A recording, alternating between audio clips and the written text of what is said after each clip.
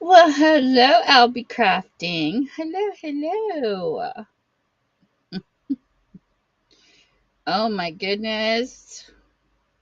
Is it hot where you're at? It's been crazy weather here today. We actually had a bad, like that, when you walk out and that heat hits you in the face, kind of humidity. Ugh. But today it's crazy windy. Wind keeps blowing my bathroom door shut. Blew a tarp off the roof. So and my power's been cut out a few times, so I'm hoping it won't cut out during the sale. Ugh, this is crazy. So anyway, starting out, I have some Dean Koontz for people who like Dean Koontz tonight. This is actually Winter Moon, and I will show you the flaws in the books because I am a used and new bookstore, so I have a variety of different grades. This has got whiteout in it, it looks like. I don't even know if they still make whiteout. But anyways, it's a little yellowed because it is a used book. But I make sure you get the story. And I will show you the flaws. I go through all the books to make sure the story is there. And I think it has a little bit of a water damage like right there on the bottom part of it, it looks like. So this book is about, that's why a lot of my books are at $1 because I look at what I would pay to read something, and really the older doesn't bother me because most of the time when I read a book, unless I'm collecting them, then it's a different story. But just to read one, it doesn't matter to me, but that's just me.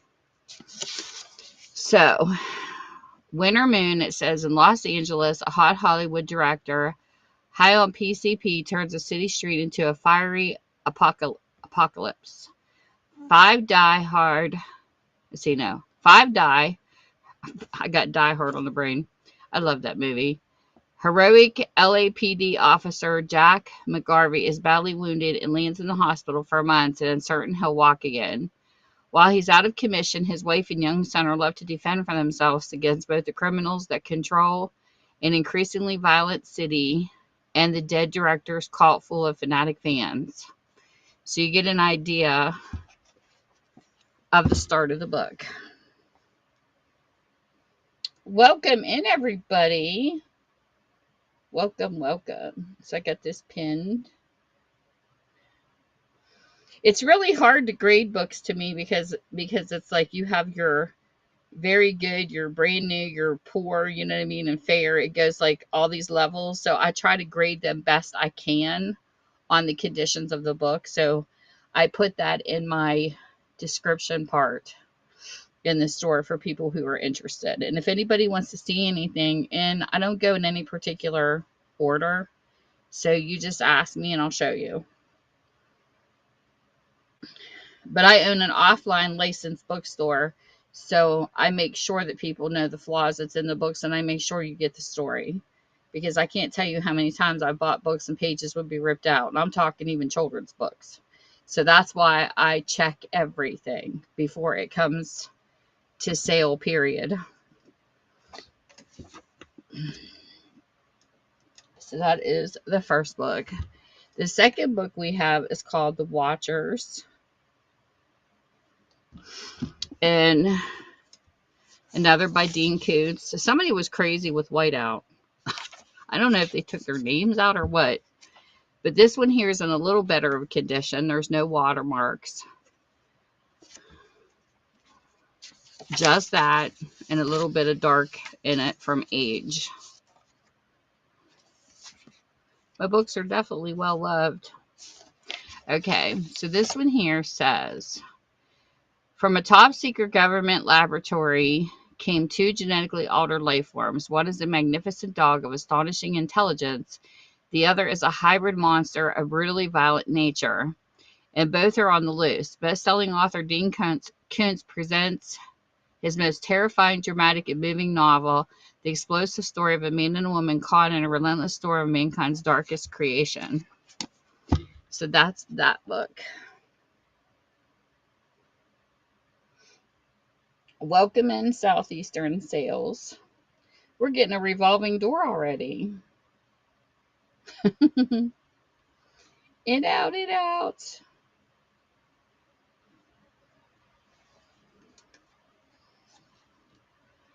But welcome, welcome. And if there's any authors that you're looking for, let me know because I have a list started and I have names I can tag in when I get them. I'm going through boxes, so when I see them, you see them. Okay. So the next one we have, this one here is called The Taking by Dean Koontz. And hello to my YouTube people too, because I know I have YouTube on. This book is even in better condition because there's none of the yellow. It's more of a lighter book. And these are the edges. Definitely loved. You can see the creases where it's been read. And this is The Taking is Koontz's most hair-raising nightmare of a story since Fear Nothing and Seize the Night. This is a slam-bang-out thriller. Okay, where is it about? All of King Koontz's classic elements are there for the taking. Koontz is one of the nation's most popular. It doesn't get. Oh, there it is. It's on the back finally. These authors move their synopsises around. On the morning that marks the end of the world they have known, Molly and Neil Sloan awaken to the drumbeat of rain on their roof. A luminous, silvery downpour is drenching their small California mountain town. It has haunted their sleep, invaded their dreams, and now in the moody, purple dawn, the young couple cannot shake the sense of something terribly wrong. As the hours pass, Molly and Neil listen to disturbing news of extreme weather phenomena across the globe. By nightfall, their little town loses all contact with the outside world. A thick fog transforms the once friendly village into a ghostly labyrinth, and soon the Sloans and their neighbors will be forced to draw on reserves of courage and humanity they never knew they had. For within the misty gloom, they will encounter something that reveals in a shattering instant what is happening to their world, something that is haunting them with ruthless efficiency. This is the only flaw I see is this bend right here. Other than that, it's in pretty good shape. And it is running. Hold on a minute because I'm taking a drink. My throat is parched. You guys ever try Skittles mixed with water? All I can say is it's sweet, but it is so good.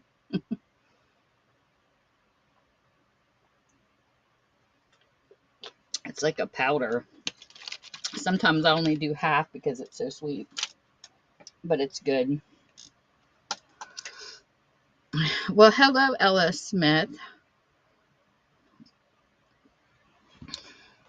YouTube, I will be over when I get the chance to. The next book I have is one of my friend Arlene off of YouTube's favorite authors. She loves her Clive Cussler. This is from the Numa Files. This is The Pharaohs Secret. This is in really good condition. That's my little post-it note in the back to pay attention to that because it comes out. And that is Clive himself. I like when he does pictures of himself with his older cars. When most of the Numa crew is exposed to dangerous substance called the Black Mist, they fall into a death-like sleep. With their own men and women on the line, Kurt Austin and Joe Zavala must race to find a cure buried in ancient Egypt lore. Desperate to save their friends, they'll place their trust in a mysterious new ally, a doctor who knows more than she lets on, but this may not be their only sacrifice. As Kurt and Joe learn that the Black Mist is only part of the terror in store for those who would oppose Osiris. After all, it's called the City of Dead for a reason. So this is the Clive Cussler. Starts at $2, and there it is.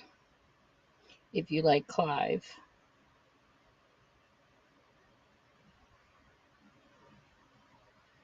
Where are my mods at today? They're hiding.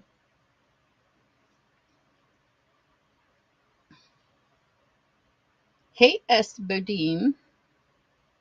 Welcome in. I gotta skip over to YouTube real quick. Hold on. Gotta make sure my live is working. And see who's in there. Hey, bud. Hey, Bud Files.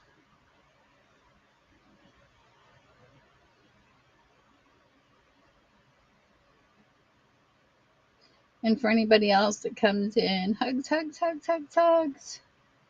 Okay, I gotta get back over here. I'll check back and forth. Okay. The next book I have. This is called The Hangman's Song by John Sanford. It's a little glittery. This book is pretty good shape. It's pretty fair around the edges and all that good stuff. So, let's see what this one's about. It says, when Kid's super hacker friend Bobby is murdered and his laptop is stolen, Kid knows it's panic time. The secrets stashed in Bobby's computer are enough to hang Kid and everyone else in Bobby's criminally ingenious cyber circle. It's up to Kid and his partner, Lou Ellen, to track down, find Bobby's killer, and save their own necks, because the secrets are downloading faster than anyone anticipated, and they're far more staggering than anyone imagined. It's got a little computer peephole. And that's that one. $2 start. Here we go.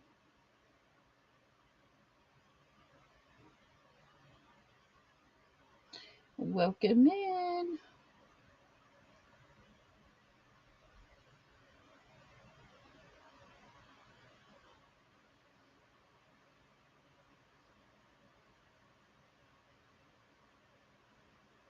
And hopefully you're not typing and it disappears, because Whatnot does that to me quite a bit, where I can't see text.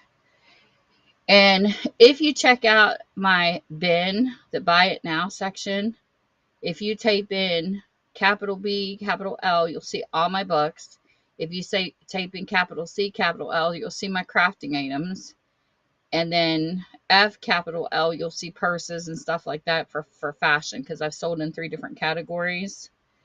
So just to let you know. Okay, so next we have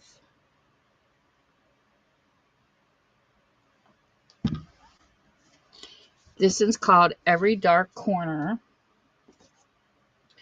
by Karen Rose. And this is what this book looks like. This is the edges. It is also a 2017 book. It's in pretty good condition. It's a little bent though. Like it got a little smash, but other than that, it's in good shape. It says, I need to tell her about the kids. When FBI Special Agent Griffin Decker Davenport opens his eyes after several days in a coma, there is an unfinished business still on his mind. Decker's on the cusp of discovering the mastermind behind a human trafficking case, and he and Special Agent Kate Coppola are determined to bring the perpetrator to justice, and they're about to get a surprising new lead from a very unlikely source. 18-year-old Mallory Martin and her little sister Macy were on the victims of an illegal adoption, sold by their addict mother for drugs, but their benefactor is not who everyone thinks he is. Mallory has never told his secrets before. The danger to her and her sister has always been too great, but everyone has a limit to what they can endure. So that's what that book's about. $2 start. Hey, Leslie, welcome, welcome. And hey, Noah. Hey, Lady Tagalong. Welcome in, everybody. It's good to see some familiar names.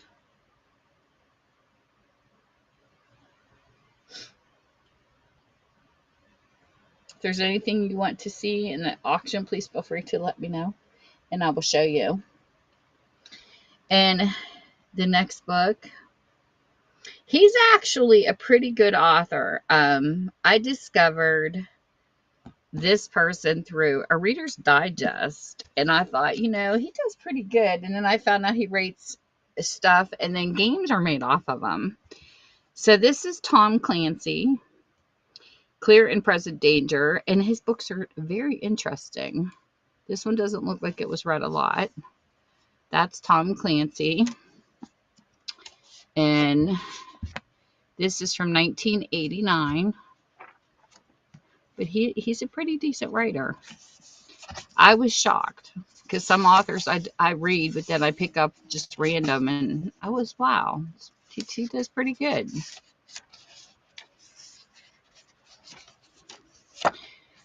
Okay, where's your synopsis at here? So I could tell people what your book is about, because it doesn't say. Where are you at? Where are you at?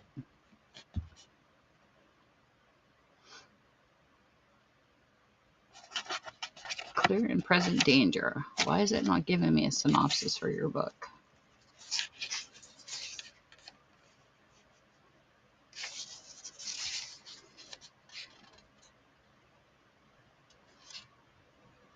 Okay. He gives an insert. Oh, well, it says, is the function of police to exercise force to threaten it. In execution of the state's purpose internally and under normal conditions, it's the function of the armed forces to exercise force or the threat of it, externally in normal times or internally only in times that are abnormal. The degree of force which a state is prepared to apply in the execution of its purpose, it is much as the government the day considers it necessary or expedient to use to avoid a breakdown in its function and surrender of its responsibility. That looks like a quote, though.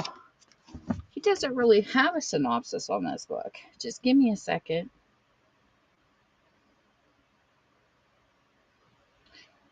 That's really strange, because most books do.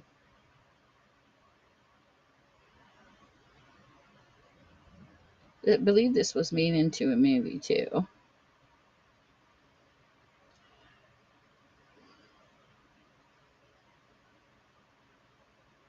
Yeah, here it is. But why? Okay. It's supposedly a political thriller. This book is about Jack Ryan, who becomes the acting deputy director of intelligence in the Central Intelligence Agency. The book involves a covert war against the Colombian drug cartel, and Ryan uncovers the conspiracy. I don't know why it's not on the book, but it isn't for some reason, which is strange. But anyway, we're going to run it.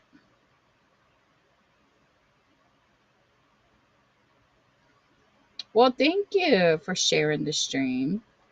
Thank you so much. That's so appreciated. Hey, Firestorm. If there's anything you want to see in the auction, please feel free to let me know. Hey, Louisiana girl. I'm hoping that's what that stands for.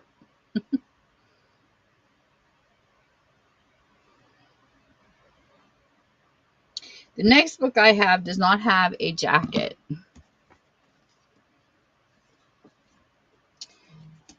This one here, it's a blue book.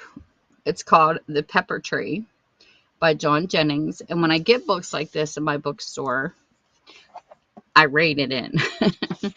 So this is from the Sears Readers Club. Sears had a Readers Club. It says copyright 1950.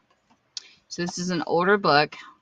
Passion, danger, and unparalleled adventure awaited the crew of the hell ship Java, bound for a secret East Indian island, where the fabulous fortune and fierce Malayan savages lurked in the dense tropical splendor. So this looks like an interesting type of, you got to go through this type of stuff to get to the good stuff. kind of like in the jungle. And most of my hardbacks are $4, but some are negotiable. So I'm definitely easy to negotiate with if you're interested in something.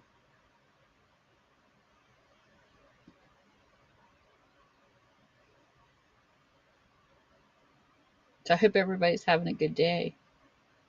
Mine's been good so far. It's just been windy here. My bathroom door has been blown shut a couple times. The wind here's atrocious today. We need a good rain.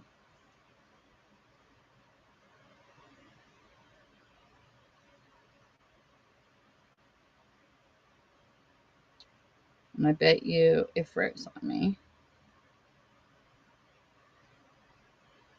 So the next book is Northwest Angle by Kent Kruger. And this is what this book looks like. I always show under the jackets just because. So you know it's in good shape. And the jacket's actually in good shape too. This is a 2011. And this is during a houseboat vacation on the remote lake of the woods, a violent gale sweeps through unexpectedly, stranding Cork and his daughter Jenny on a devastated island where the wind has ushered in a force far darker and more deadly than any storm. Amid the wreckage, Cork and Jenny discover an old trapper's cabin where they find the body of a teenage girl. She wasn't killed by the storm, however, she'd been bound and tortured before she died. Whimpering sounds coming from outside the cabin lead them to a tangle of branches toppled by vicious winds. Underneath the debris, they find a baby boy, hungry and dehydrated, but still very much alive. Powerful forces intent on securing the child pursue them to the isolated northwest angle, where it's impossible to tell who among the residents is in league with the devil. Cork understands that to save his family, he must solve the puzzle of this mysterious child, whom death follows like a shadow. So, a mystery thriller type of book. And there you go. Hey, Michelle. Your Michelle is stretched out. Like it's taking a big yawn. Welcome in, welcome in. If there's anything you want to see, please feel free to let me know. I try to put everything in my notes, my show notes.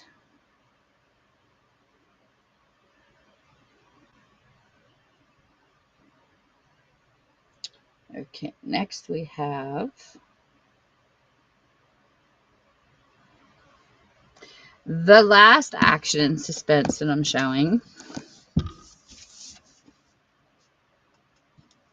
which is, I think this says the Matarese Circle is how you pronounce that, by Robert Ludlum. You can see where it's definitely worn. This is what the cover looks like. It's one of those linen type covers. And this is definitely an older book, which is a 1979. And there is the author, Robert Ludlum. This is what the book looks like. It's got a little bit of flecking starting with the age process, but it's still in good condition. Brandon Scottfield was a ranking intelligence officer in America's clandestine services, is a veteran of 22 years, a lifetime of secrecy and violence. He has seen more of the world than he cares to remember. He is a tired man, but he remains the best in the field. Vasily, I'm not even going to go there. We're just going to call him T. Master strategist, KGB, the Soviet Union's most brilliant intelligence tactician, is both executioner and negotiator, hunter and quarry. He has spent 25 years in ruthless pursuit of Moscow's enemies. He too is tired, weary of futility, and there is no one better in all Russia. Schofield and T, professionals to the core, are also deadly enemies who have vowed to kill one another if they ever should meet. Their motives: T was responsible for the death of Schofield's wife. Schofield engineered the murder of the Russian's brother. The deaths took place a decade ago. Now both men have aged and are at the end of their careers. The tensions of the years have taken their toll.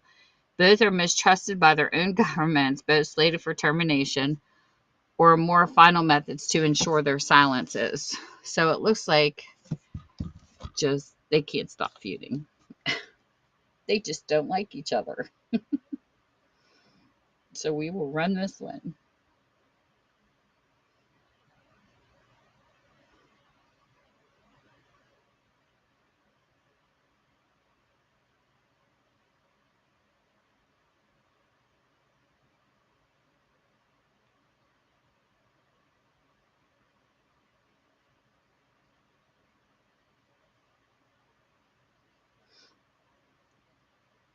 Next, we're going into another genre. So we are going into Westerns. So we're going to put these down. If anybody wants action and suspense, you just let me know, and I will show you what books. And hello to my YouTube buddies too. And if you're ever interested in any books, you know how to contact me.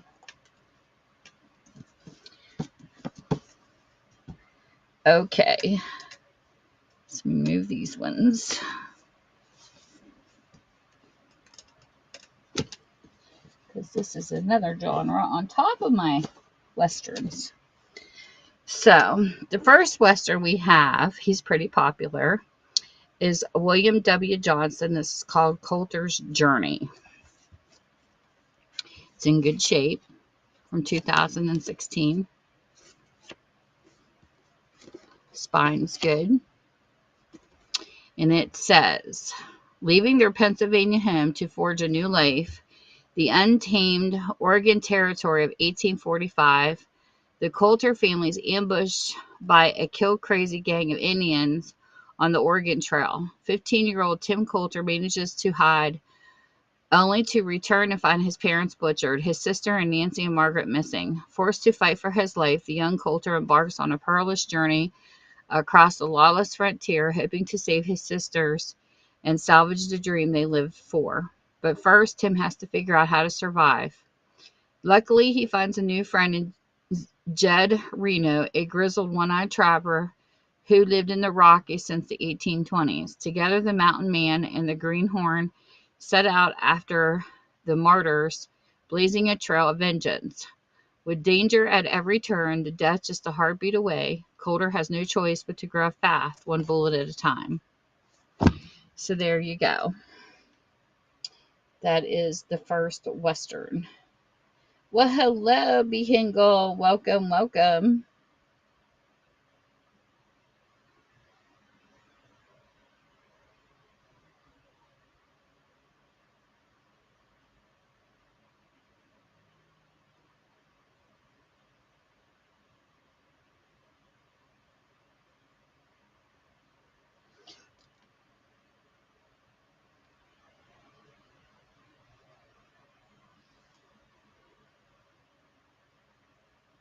Let's get to Western number 2.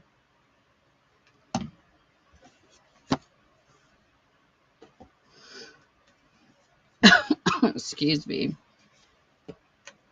This is Best Western Stories by Max Brands. See that X up there?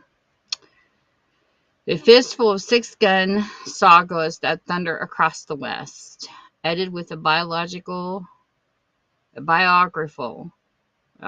whatever, introduction.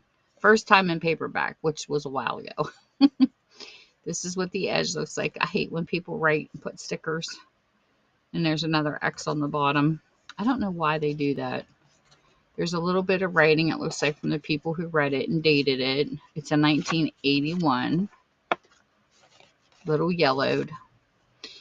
It says, the best of Max Brand, like the spark when it strikes black powder, the stories of Max Brand explode in a power that will take your breath away. Here are bare-knuckled tales that take you from a merciless desert where a wounded man tries to save himself from the end of the rope to a storm-shrouded mountain pass where two men face both the bitter cold and their own white-hot hatred.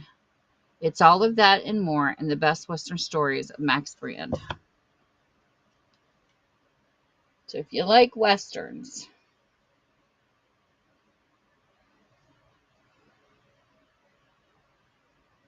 there's a lot of people going live today. I see my glitter love bug on.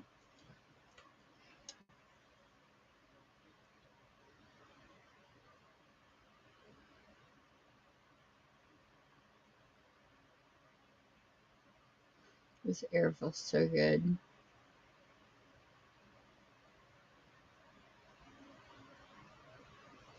Okay, so the next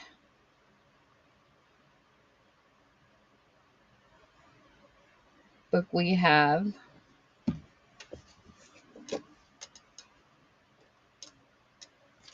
it's called Shadow of the Bighorn by E. Halloran. This is definitely an older book too. You can tell by the age color. It is a 1960. And it says, Indian Charlie Pronghorn had become strangely critical of the white man. He was joking, of course, but Pronghorn had a white man's training and education, plus the guts to fight a mean war. All he needed was a reason. So there is that book.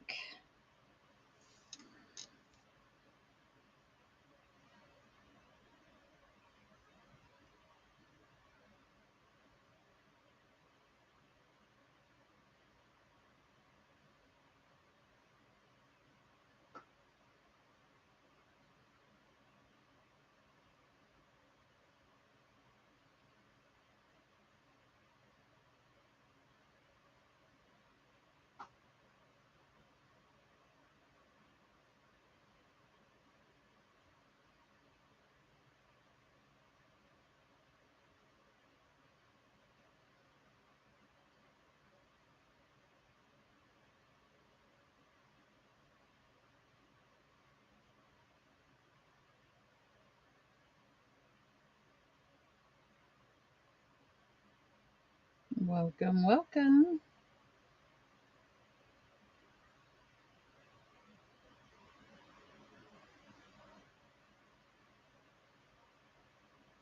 And the next book we have,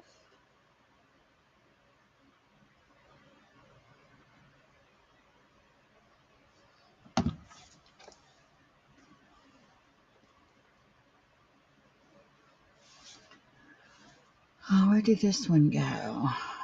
Okay, here it is. This one here is called The Frontiersman by Alan W. Eckert. And this is the condition this is in, used and lived. It is a 1980 book. And it says, driven from their homeland, the Indians fought bitterly to keep a final stronghold east of the Mississippi. Savage cunning, strength, skill, and knowledge of the wilderness were their weapons, and the Indians used them mercilessly. But they couldn't foresee the white man who would come later, men who loved their land as much as they did, who wanted it for their own, men who learned the Indian tricks and marched brutally for brutality. The Frontiersman. Alan W. Eckert narratives of America are true sagas of the brave men and courageous women who won our land. Every character and event in the sweeping series is drawn from actual history and woven into the vast and powerful epic that was America's westward expansion. Watch for Wilderness Empire and the Conquerors and the Wilderness War available soon. Of course, this is older, so they're probably already out.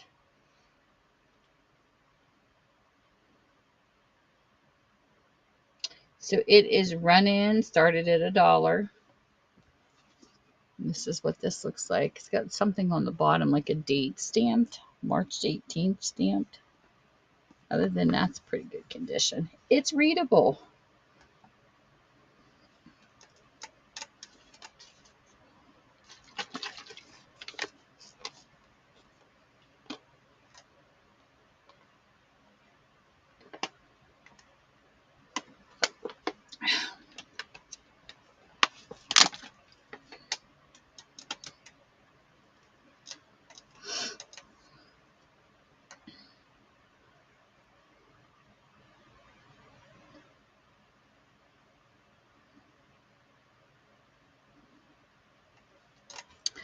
Okay. The next one I have is called King of Silver Hill by Archie Jocelyn. It's an older book. It's actually 1964. And it says King Coleman and his partner M. Moon had had a run of luck. They had to give up their ranch when a dry spell bankrupted them, and they found themselves cattle poor, and the bonanza with which they thought to recoup their losses turned out to be more of hope in it than of gold. Things started looking up for the king, however. Though, on his way to Silver Hill to look for a job, he rescued a girl from a cliff and found a treasure of a different sort. She claimed to be a photographer for an Eastern paper assigned to take pictures of the very Clockman mines where King hoped to be employed. But for a woman in a tenderfoot, she was reasonably interested in the mine's operations, which to both her and the king seemed to be so inefficiently run as to smell of sabotage. So there is a Western starting at $1. Hey, Finding Joy.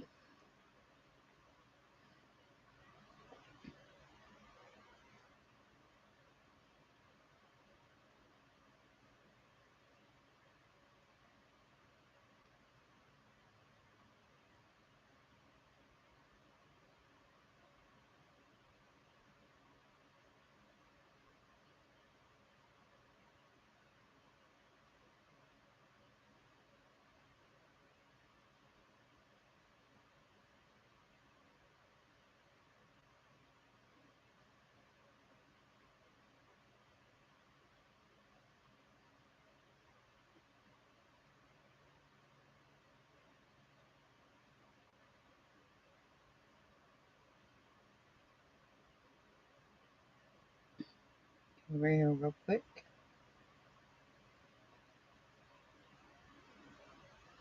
Well, hello. How are you, Haley? Your doggy's so cute.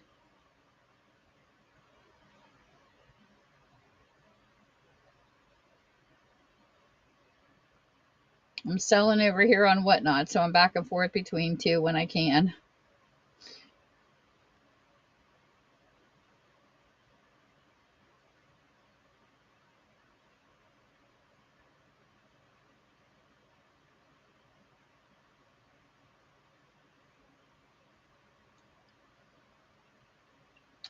Okay.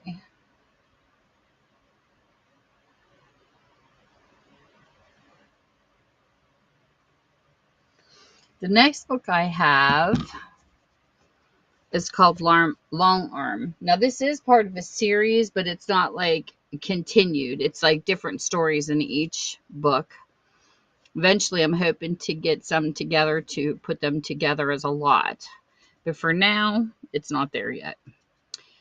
So this is Long Arm and the Avenging Angels, which is book 3 by Tabor Evans in this particular series. Let's get some aging. It's from 1978. And it says, she was in his dreams and then she was in his power. The Avenging Angels cult had stolen her away, a young Mormon beauty who spurned their leader's offer of divine and multiple marriage. Now she was hidden somewhere in the great salt desert of captive of love. And Long Arm was supposed to find her in a cruel faced land of merciless sun, or forever hold his peace. So there is this book, starting at $1.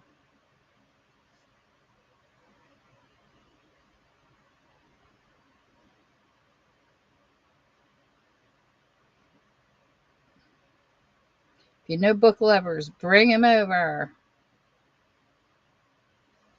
Love my book loving people. The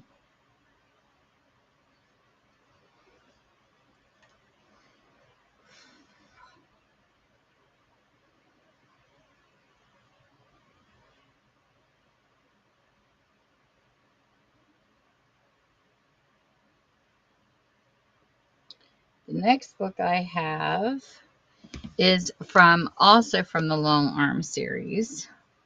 This one here is book 4, called Long Arm and the Wendigo. And this is what the book looks like, pretty much in the same shape as the other one. This is book 4 from 1978. It says, the Blackfoot called it magic, Long Arm called it murder. Wendigo, the great devil, had climbed down from the sky to stalk the Montana reservation, leaving a trail of broken bodies in the prairie sun. Or so the Indians said. Federal Marshal Long had other ideas about half-breed outlaws, crooked land schemes to scare away the tribe, and a fiery mixed blood beauty named Two Women, who Long Arm discovered was more than enough for one man to handle. So there is this one. Running for 30 seconds, starting at $1.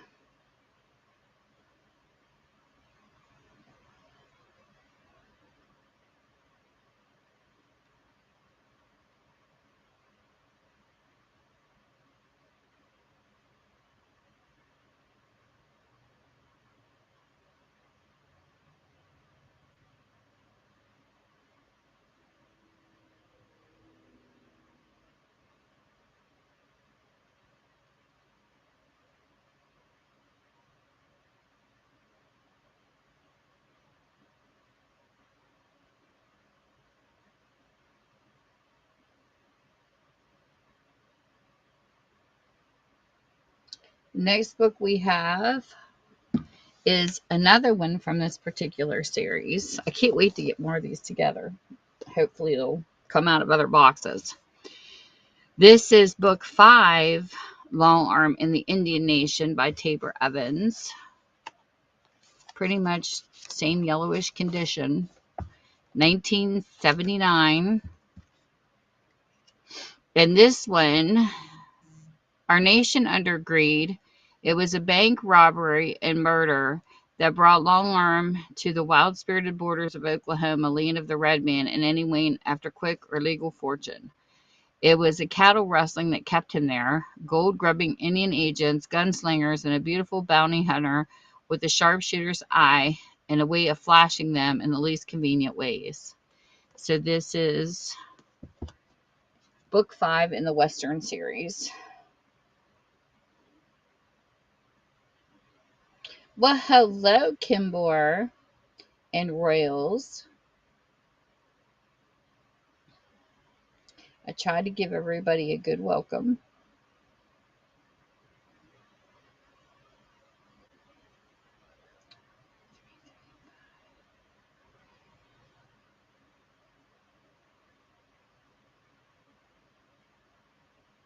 And Royals Jen.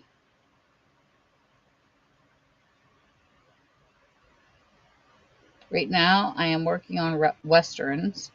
If there's anything that you want to see in the auction, please feel free to let me know. Pretty! I don't have any kids' books today.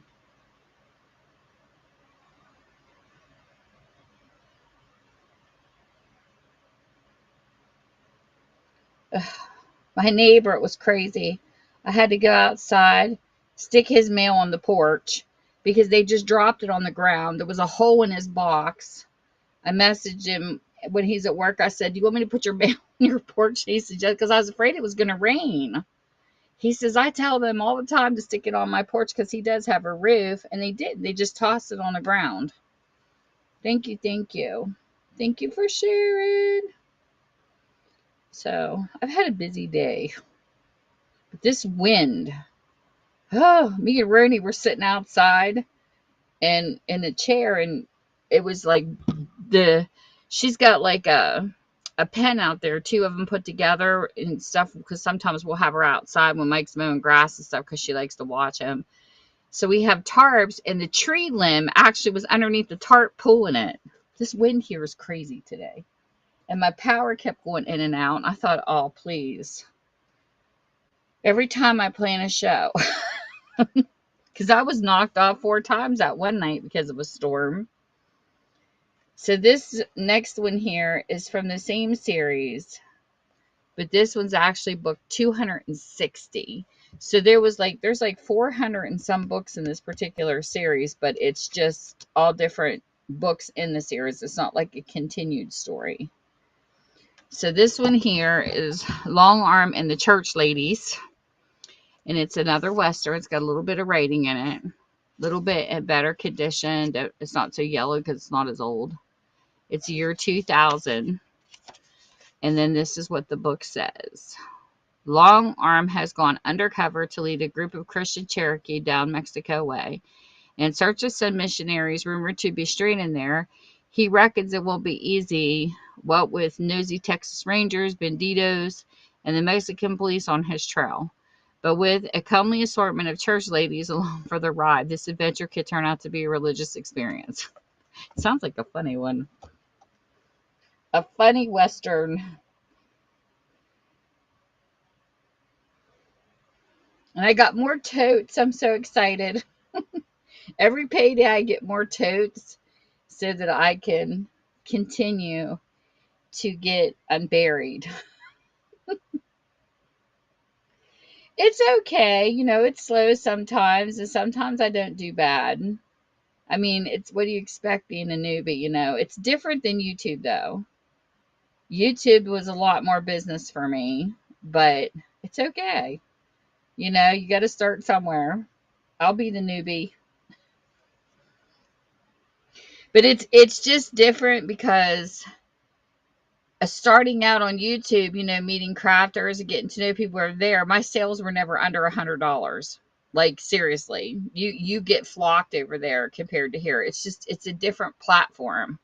I just feel like over here, you're kind of running with the big dogs, if that makes any sense, when you get your eBay sellers, and you got a lot of people here buying for different reasons.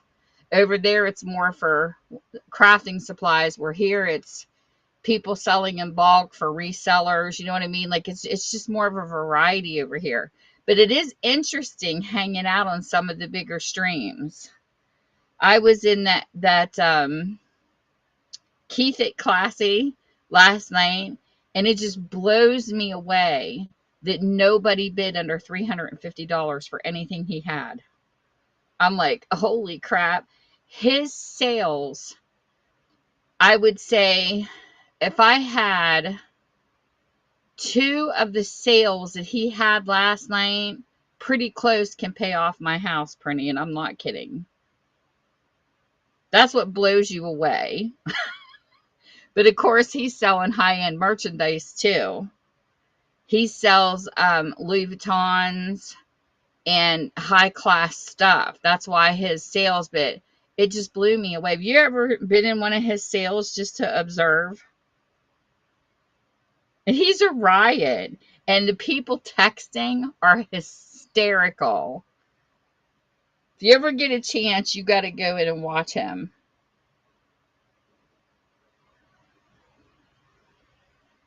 Here. I was taken there on a raid from somebody in the purse. And I'm telling you, you got to follow him. And just watch his sales. And the commenters, oh my gosh, the trolls he even deals with is crazy. Like, they'll be sitting there saying stuff like, there's people using their money in here and it's like gambling, and oh my gosh, he just smiles because, he says bid responsibly. If you don't know what's going on, don't bid. And he said, so it's crazy. It is crazy, Prinny. I'm telling you, watch just one of it. I just sit there, but it's fun at the same time. But it's window shopping for me because I could never bid in his stream. I don't have that kind of money. But still, it's just wild. And the repeated people, hey Summer, that repeatedly buy, just it just kills me that they have that kind of money laying around. I'm hanging out with poor people because my friends are all poor. I don't hang out with rich people, but I'm okay with that. I don't know anybody. Like, just like I was telling Jack that does his lockers. Um, he said his biggest clients are from the East Coast over where, like my area, that buy off him. And I said, that's because we don't have a Rodeo Drive over here. We don't have like people walking down our street carrying Louis Vuittons, if you know what I'm saying. And I know somebody one time that had a really nice camera case and a really nice digital camera, literally went to a wedding to take pictures, Prinny, and somebody stole her camera and her purse. So even if you do have something nice over here, don't take it off your body. That's why I like crossbodies, because if they try to take my purse, they're taking me with it.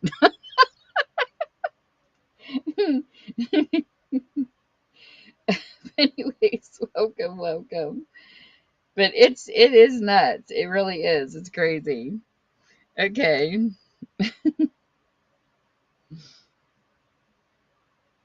Because I just got some really cool purses off of some. I have a YouTube video I'll be posting that I had gotten. I actually won a buyer's giveaway, and I was stunned because I messed up in my video when I did the opening, and I said it had a value of $300. There's a $600 ticket on this thing. Now, in an outlet, it's probably selling for $100 and some dollars. It's not selling for the full six because I think there was some overproduction. But I about died when I saw the tag on this purse. It was a buyer's giveaway. I don't think I've ever had a purse valued at $600 in my house. But it's so funny looking at that tag. I told my husband, look at this. I said, you could never handle a fashionista. But oh my gosh, it was crazy when I won that. I was like, what? Off of another stream. But I got enough purses now for every season. I had fun playing a mystery wheel. Anyways, this is called Lawman for Slaughter. It's got two westerns and one by the same person. Lawman for Slaughter Valley by Ray Hogan and Passage to Dodge City by Ray Hogan. So you get two in one. And the first one says, Starbuck wondered if young Bishop really had the guts to last. Opposed by an evil rancher and his ruthless henchmen, a corrupt mayor, and a town full of roughneck cowboys, he didn't have much of a chance. How could Starbuck help Starbuck? Isn't that funny? There's a coffee made with that name now. And still let Bishop prove himself a man both to the skeptical settlement and his attractive young wife. But when Max Eagle, feared gunslinger, came to town seeking vengeance for the death of his brother, the man Bishop shot down in defense of his honor, Starbuck could wait no longer, for his decision might determine who would live and who would die. The second one is Passage to Dodge City. When Starbuck signed on for the cattle drive from Texas to Dodge, he hadn't counted on the mysterious bushwhacker following his trail with deadly motives. And why? Wasn't it hard luck enough with dry water holes, treacherous storms, and savage raider gangs? And in Dodge City, Marshal Wyatt Earp himself was awaiting the drovers before playing his part in the desperate enterprise. Would Starbuck and the others make it alive?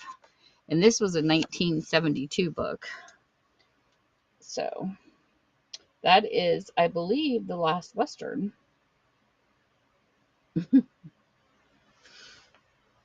But we can chit chat, Prinny. How's everything been going your way? How are you doing with your crafting? Are you entering the craft fair that Whatnot keeps spamming me?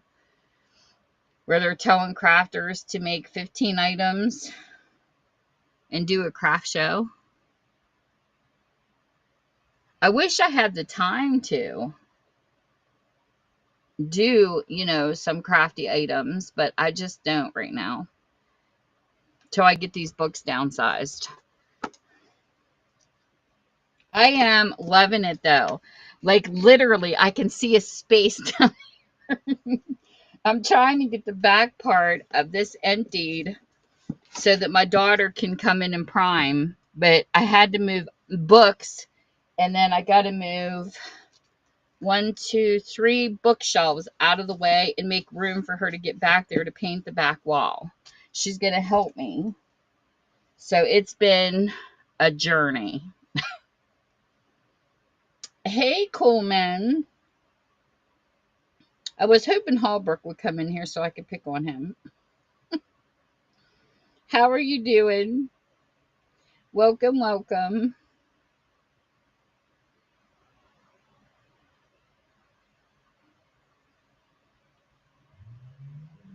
Oh, you're leaving me. No. I thought you were doing pretty good.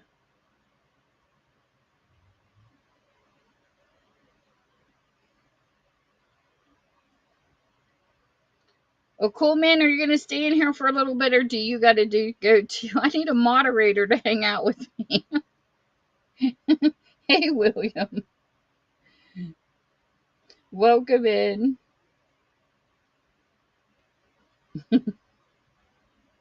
I know I have like 5 moderators, and none of them's here except for Pretty.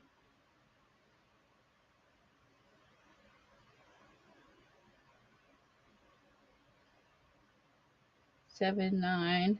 Sometimes I think when people just hang out in your stream, even if they don't buy, it's just nice to have a little bit of numbers in your stream. I do that to help people all the time on here. Oh, come on. You can try it. We'll give you a trial run. Here.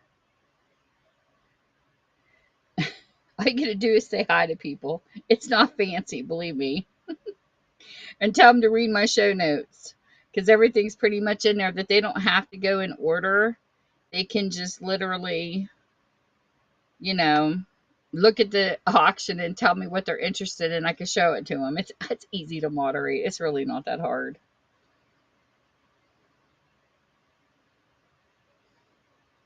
Thank you for sharing the stream. Okay. So the next one we have, we're going into romance. So you're going to hear some mushy stuff now. I try to have a variety of categories for people.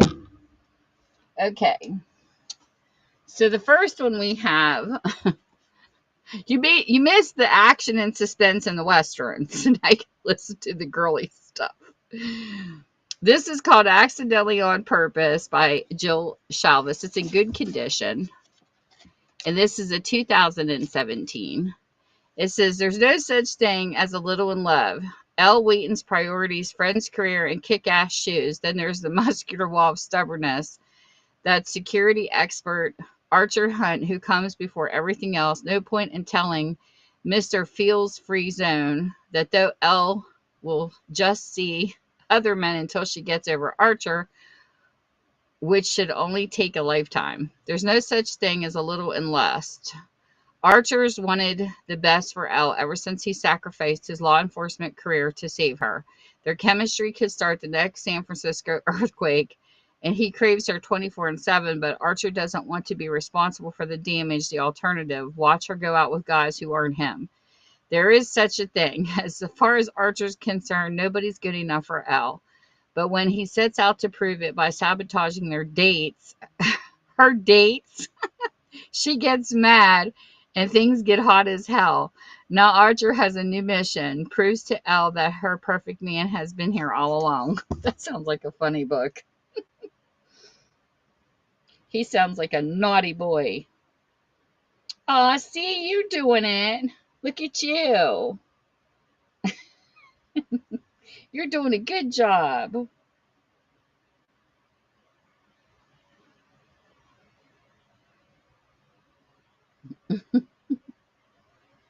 So the next book we have For a first timer, look at you go. Okay, now hold on a minute. I'll be right back. My the app froze on my phone. I have to go in and close my app on my phone and come back. I hate when Whatnot does that. It's such a pain in the butt.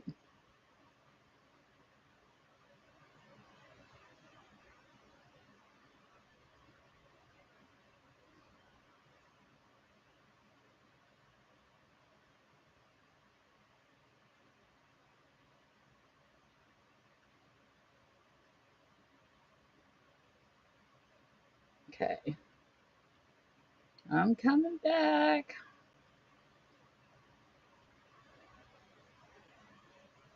I swear they hate Android users. Okay, there, I'm back. Thank goodness I'm live on my laptop because they're mean to my phone. Okay, so we'll rerun this one because it didn't run. It probably is. Just wait till the numbers pop up to one more and then do your thing. Other than that, you can sit here and color.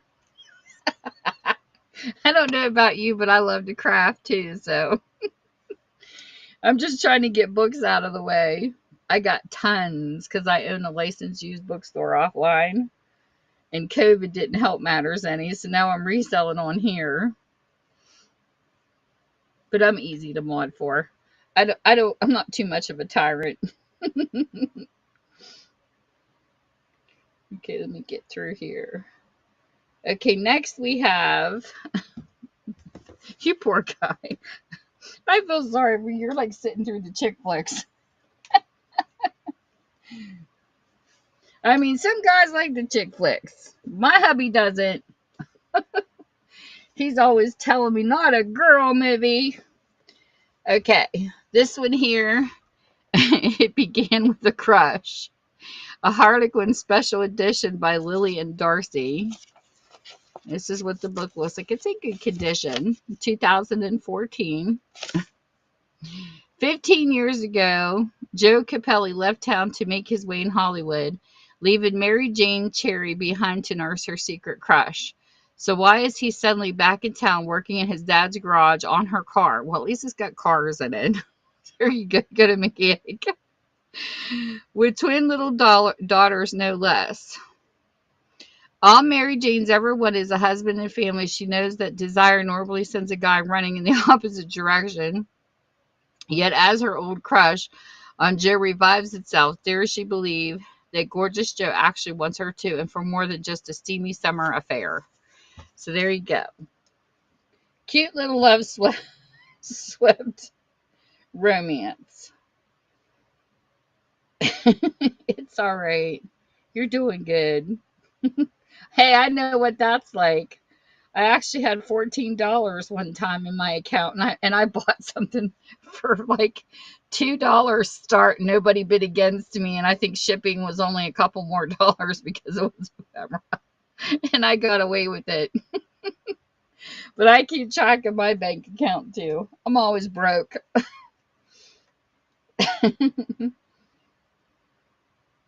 My husband told me if I don't quit shopping on Whatnot, he's going to fire me as his wife.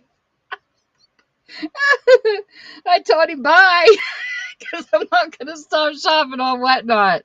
I like it here. I just got to watch though. Because when you go to dip it into their gas money, you're in trouble because he's got to get to work for me to be able to shop on Whatnot, you know? Oh, that's too funny. I told him I would never do that. You got to keep going to work so I can keep shopping. It's funny.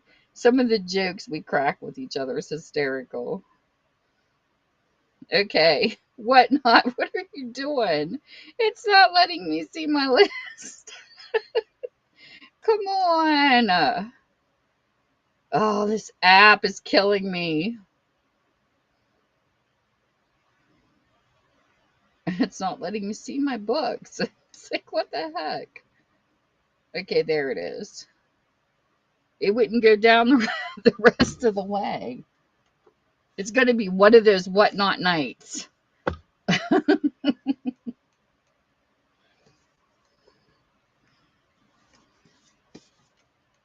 Okay, this one here. Oh, it's got horses. I love horses. The Horseman Frontier Family. This is a love-inspired historical. So, this is what the book looks like. Somebody stuck her name in it with a heart. She must have really liked this book. And then this is a 2014. It says, everything Gideon Thornton has worked for in his jeopardy, all because of one stubborn woman. Evelyn Montgomery insists that Gideon's new claim from the Oklahoma land rush legally belongs to her. Both refuse to budge, even when the law says that until their dispute is settled, they must share the land. Their family feud has taught Evelyn that Thorntons can't be trusted, yet day by day, Gideon's thoughtfulness to Evelyn, and especially to her young son, shows the real truth. A truth that may mean the end of her claim and start of a future big enough to encompass both of their dreams. Well, that sounds like a cute book. Okay. Well, hello, Callie Burrow. This is what I do. I try to trap them in my web. So this is how you do it. When they come in and leave like a revolving door,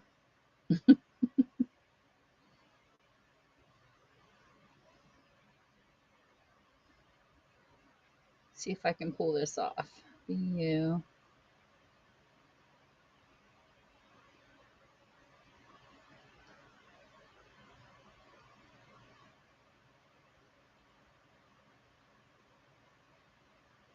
I don't know why I didn't catch her. Maybe I'm spelling her name wrong. Brainy! There's my other mod. We got a new mod. He's fun. His name's Coolman. Coolman. Coolman. Plural. Where's your mom at? Tell her I have her book if she wants it.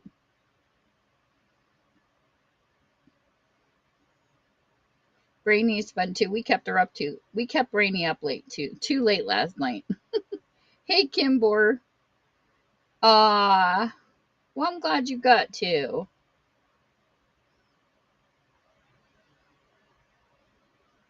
You poor girl, we wore you out last night.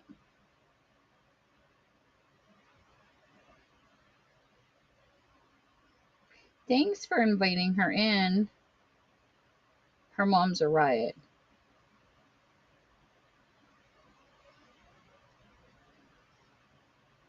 Welcome, welcome.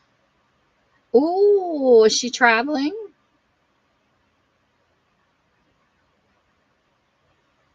Is she on vacation?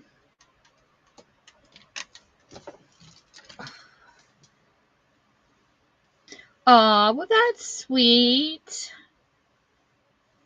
I like that she supports you. I think that's so cute. Coleman didn't think he made a good mod. I think he makes a good mod. He's doing a good job. Okay, next. Let me see here.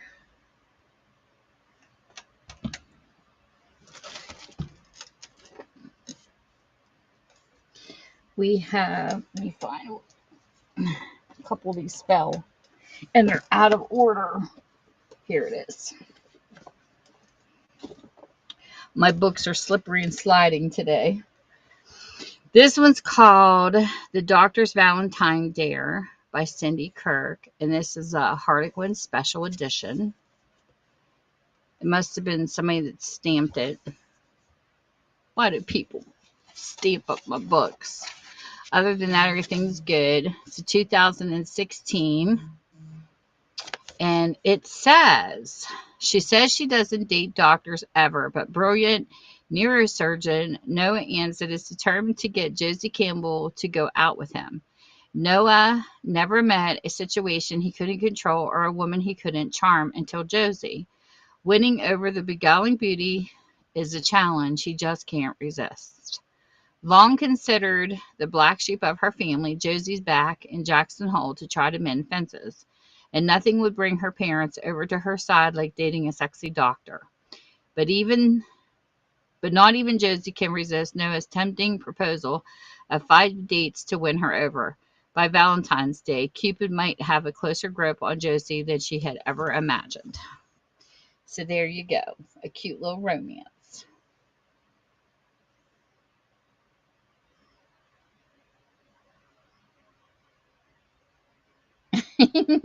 Brainy. Thank you. You're doing a good job.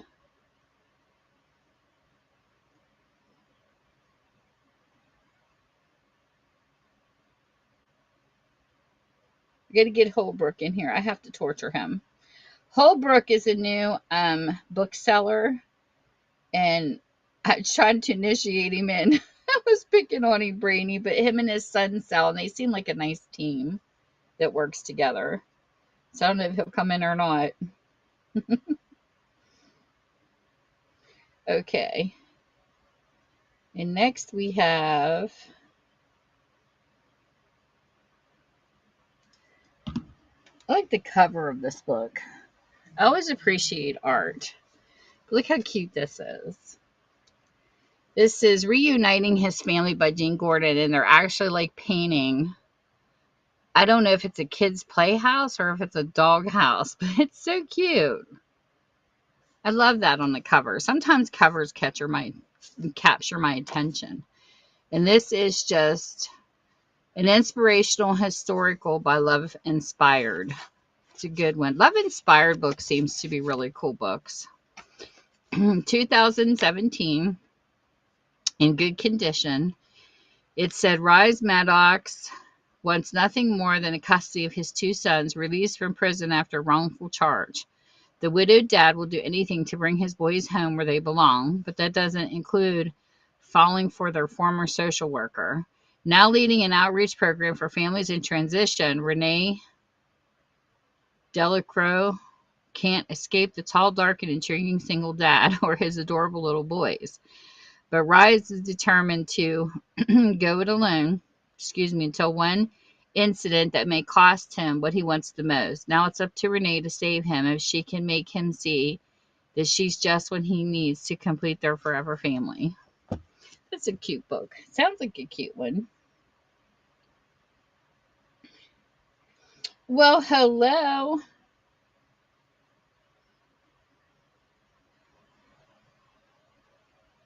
We got 3 people in here. You still in here, Branny?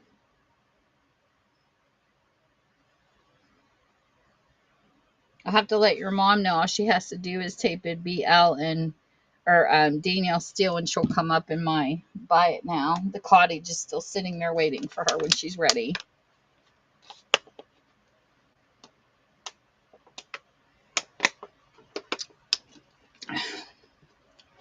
I'm drinking some water mixed with Skittle flavoring, and it is so sweet but so good. Okay. Well, hello there, Lisa. Welcome in.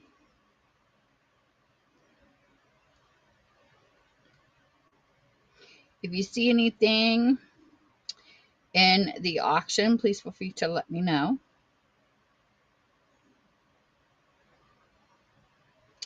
And I will read it for you, show it to you, the synopsis, show you the book, whatever you're interested in. You just let me know. So the next book we have, right now I'm doing the romance books,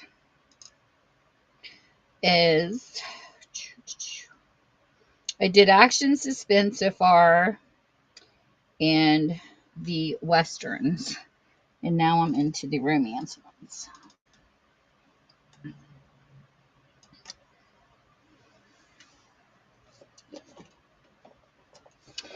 And the next book is called The Charm Skull. Excuse me. And this is from Susan Wiggs. It's got some ink rating right there. I tried to list the flaws. Looks like a little bit of aging on that part. And then It's a 1999 book, but I always go through my books to make sure all the pages are there for people. That's a guarantee behind my bookstore. And it's got a little bend right there. An awkward misfit in an accomplished Boston family, Isadora Peabody yearns to escape her social isolation and sneaks aboard the Silver Swan, bound for Rio, leaving it all behind. Ryan Calhoun, too, had a big family name, but he purposely walked away from everything it afforded him, driven by his quest to right an old wrong. The fiery, temperamental sea captain barely registers the meek young woman who comes aboard his ship. To the Swan's motley crew, the tides of attraction clearly flow between the two, teaching her the charms of a lady.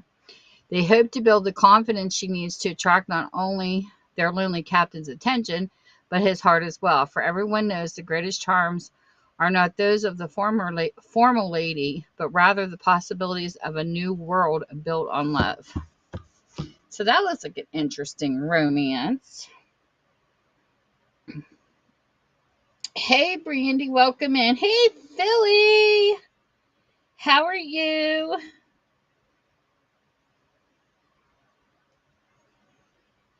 I got to stop. Welcome in, Philly.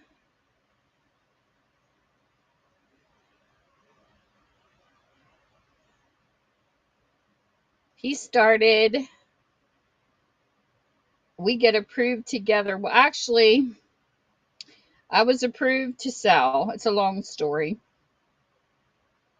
Then I started another ID and I got approved to sell under it too. And they switched me, and I didn't know that you couldn't do both at the same time. So I had to switch back to the original name. So it's a little messed up. But we kind of started at the same time as far as when I had to pick one. Because you can sell on more than one account over here, but you have to have like 1,000 sales under your name or $100,000 worth of sales to be able to sign up a second name, and I didn't know that. So it kind of got messed up, but I worked it out with whatnot. Because my other ID on here, which I'm never in it now, since I can only get approved on one, is my crafty styles. So I actually have two IDs over here, and I have them all both on YouTube too. Hey, Brandy. Alrighty, Brainy. And I'm actually live streaming here and on YouTube at the same time. Hey, Creations. PS Creations, welcome in. Thanks for stopping.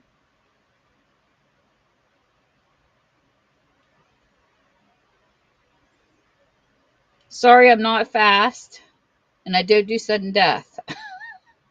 So I'm not a fast seller, I'm a slow seller. So the next book I have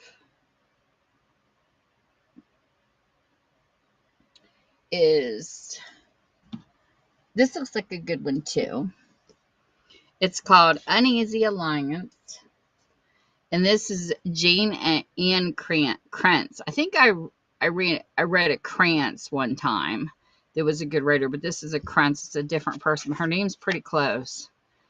1984.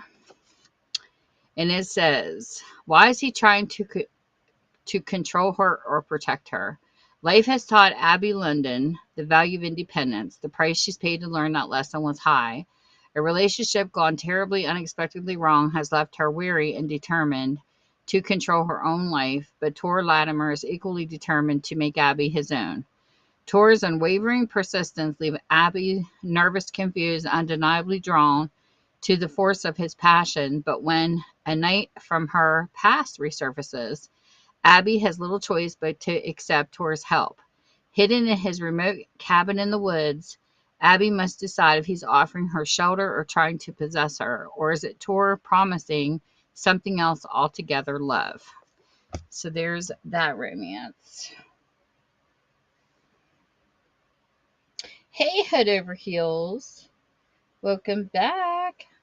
How are you doing today? Hey, Shop Honor. Welcome, welcome. Head over deals. Why'd I call you Head over Heels?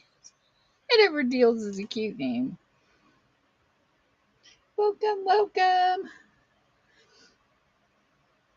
If you're looking for anything specific, let me know. And I'll write your name down and tag you if I have a certain author come in. Everything's in my show notes. That if you want to see anything in the auction, let me know. Whatever you're interested in. Okay. The next one we have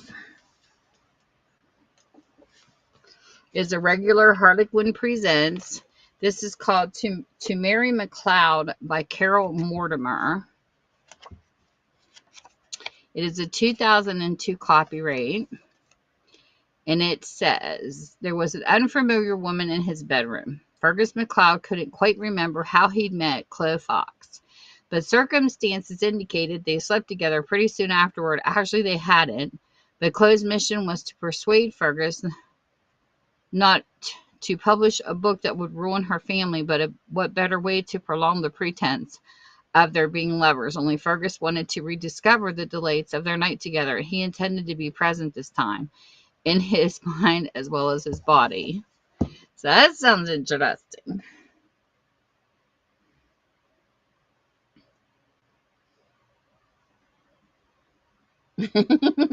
Well, there you go. You keep them on their toes.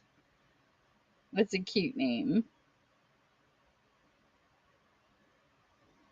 And everybody on my YouTube that's popping in, hello, hello, hello.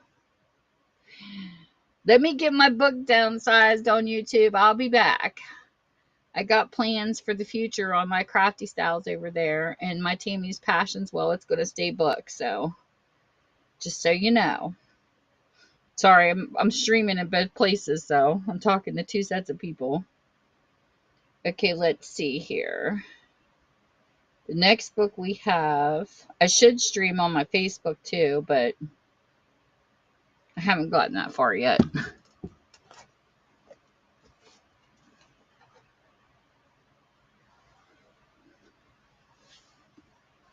This one here is Stolen Ecstasy. These were kind of like the way the older books looked. Love those flowers. Look how pretty those flowers are. So this has definitely been written in. Somebody had to put her name in there. It is a 1985. And it says, bright arrows, first passion. 7 years had passed since the Oglala Sioux had banished a bright arrow for loving the magnificent captive Rebecca Kenny. Still, his hands ached to stroke her creamy flesh. His lips, well, we're not going to go into detail. It's a romance. With his awesome bronze statue and ebony black hair, bright arrows all Rebecca ever wanted. She had defied her family and scorned society to favor the forbidden rapture she found in her warrior's embrace. So it's one of those love stories that's complicated from the sounds of the book. I don't want to get too mushy. Hey, William. I talk to myself all the time. I'm used to it. It's when you answer yourself, it gets scary. My dog just looks at me sometimes like, Mom, really? Especially when I sing off key to her. She tolerates me. That's why I like keeping her around. I make up songs to sing to her, and she looks at me like, what the hell? You are really singing off key, woman. But I love my puppy. I call her Roni Pepperoni, Roni Baloney, my little Tootsie Roll. She's got all these little nicknames because of the songs I sing to her. And she gives me these eyeballs. I'll show you a picture. You'll see why. She gives me these looks like I'm a mad woman. Did that run? Yes, it did. Well, I'm going to run it again. I'll have to show you a picture of her. She's a cutie patootie. What's funny at night, she steals my part of the bed And she lays in my spot, and I'm like, really? She stretched out on my pillow, slobbering on it. And I'll come in the room, and all you see is her white eyeballs because she's a black dog. So she looks at you in this way that's hysterical because you see the whites in her eyes, and she's so funny. My dog is part lab and part Staffordshire Bull Terrier. Hey, Fleming Fines. I'll show you a picture. But what was funny is I actually found her on Facebook. Some guy had a picture of her, and he kept trying to tell me I've had a mix of lab and husky before, and he kept telling me she was part German shepherd and part gator pit bull. I said, dude, I don't know who told you or how you mated the, because he owned the mom. I said, but she is lab. There was lab in her, no doubt. You can see it, and he's going, it must be the way the breeds are. But I said, no, she's lab.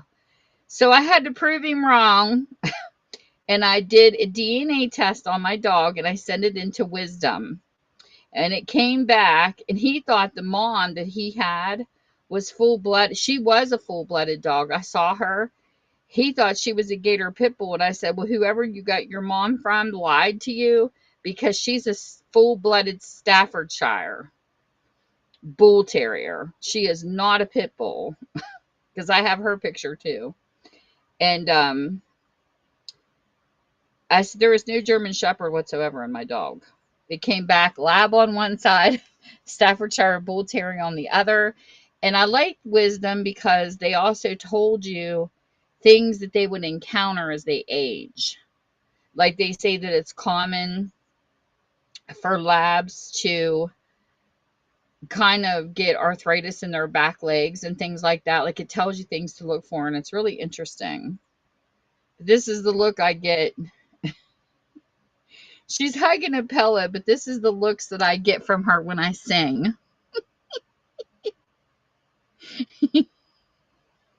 She's looking at me like, what the hell? Why do you sing off key like that, Mom? This is her look.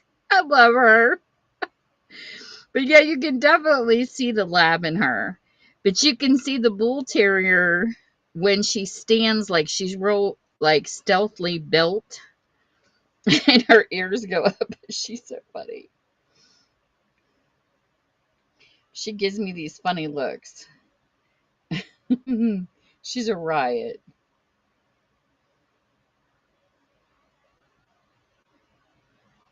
This is where you see more of the bull terrier in her. See how her ears are and how her face is? That's where I see more of the Staffy. Because when you look up both dogs, it's very interesting. She's so funny. She's always hogging my pillows, though. And then this is her in the snow. She gets so spunky when it snows out. Like she gets the butt in the air, chases you all around the place. She's a riot. This is her hogging my blanket. She hugs. She hugs blankets. She's so funny. But people, because they see the blue collar on her, they think she's a male. And I'm like, no, she's not a male. It's just my favorite color. She's something else. She really is. She's a good dog. You know, even as a puppy, here's her chilling. I have a picture of her on TikTok that's absolutely hysterical. She didn't want to get up to go outside to go to the bathroom. And I don't know if it'll let me show it or not. I'll show you a real funny clip of her.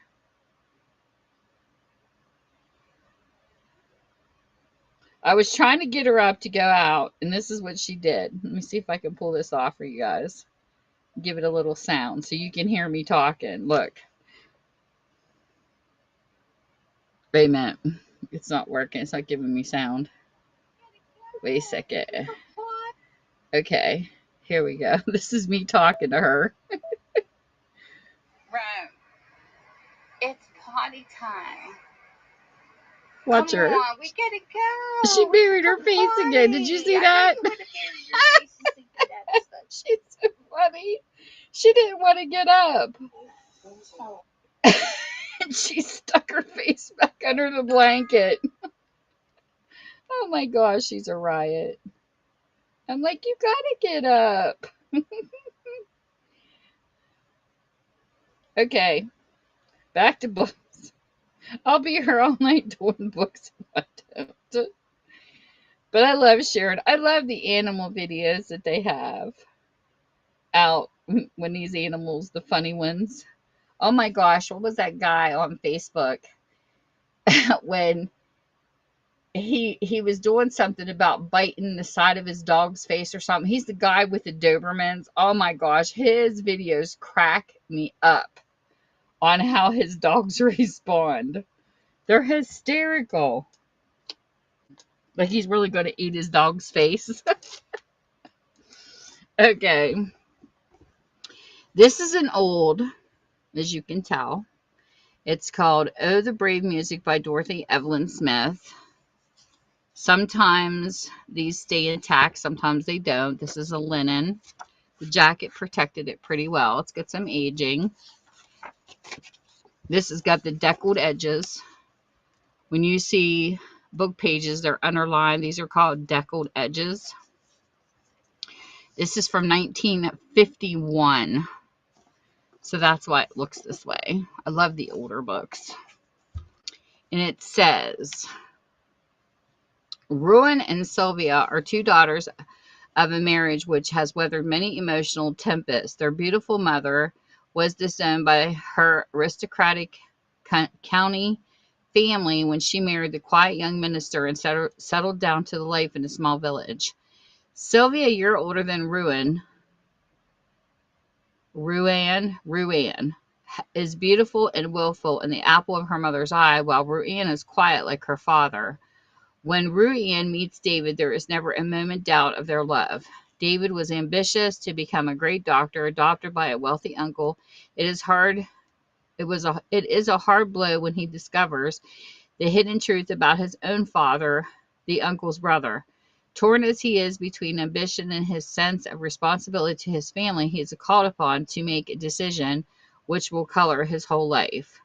Upon the appearance of Captain Dalton, new master of the local riding academy, Ruan, vital, vibrant, and lovely mother, succumbs to a passion she has never been able to repress. Leaving the vicarage and its endless routine of teas, she runs away with the gay, attractive captain to resume the way of life to which she feels herself entitled. It is Rosie, the warm-hearted, wealthy friend of them all, passionately in love with the young farmer Luke, who's able to ease much of the tension in their lives. Oh, Brave Music is a romantic novel in the very best sense. It is warm, pulsing with life and people with characters who are believed and whose actions and motives are altogether human and understandable. Love that cover. It's pretty. But these are the older kinds. They don't have the smut in them. They're the old-fashioned. Oh, that's so sweet. 13. She will be 8. That's how old my puppy will be, December 3rd. Oh my gosh, that's too cute. I think she would have been wonderful with another dog, but she won't share. I think if another dog come in here and tried to take her bone, she'd have a fit.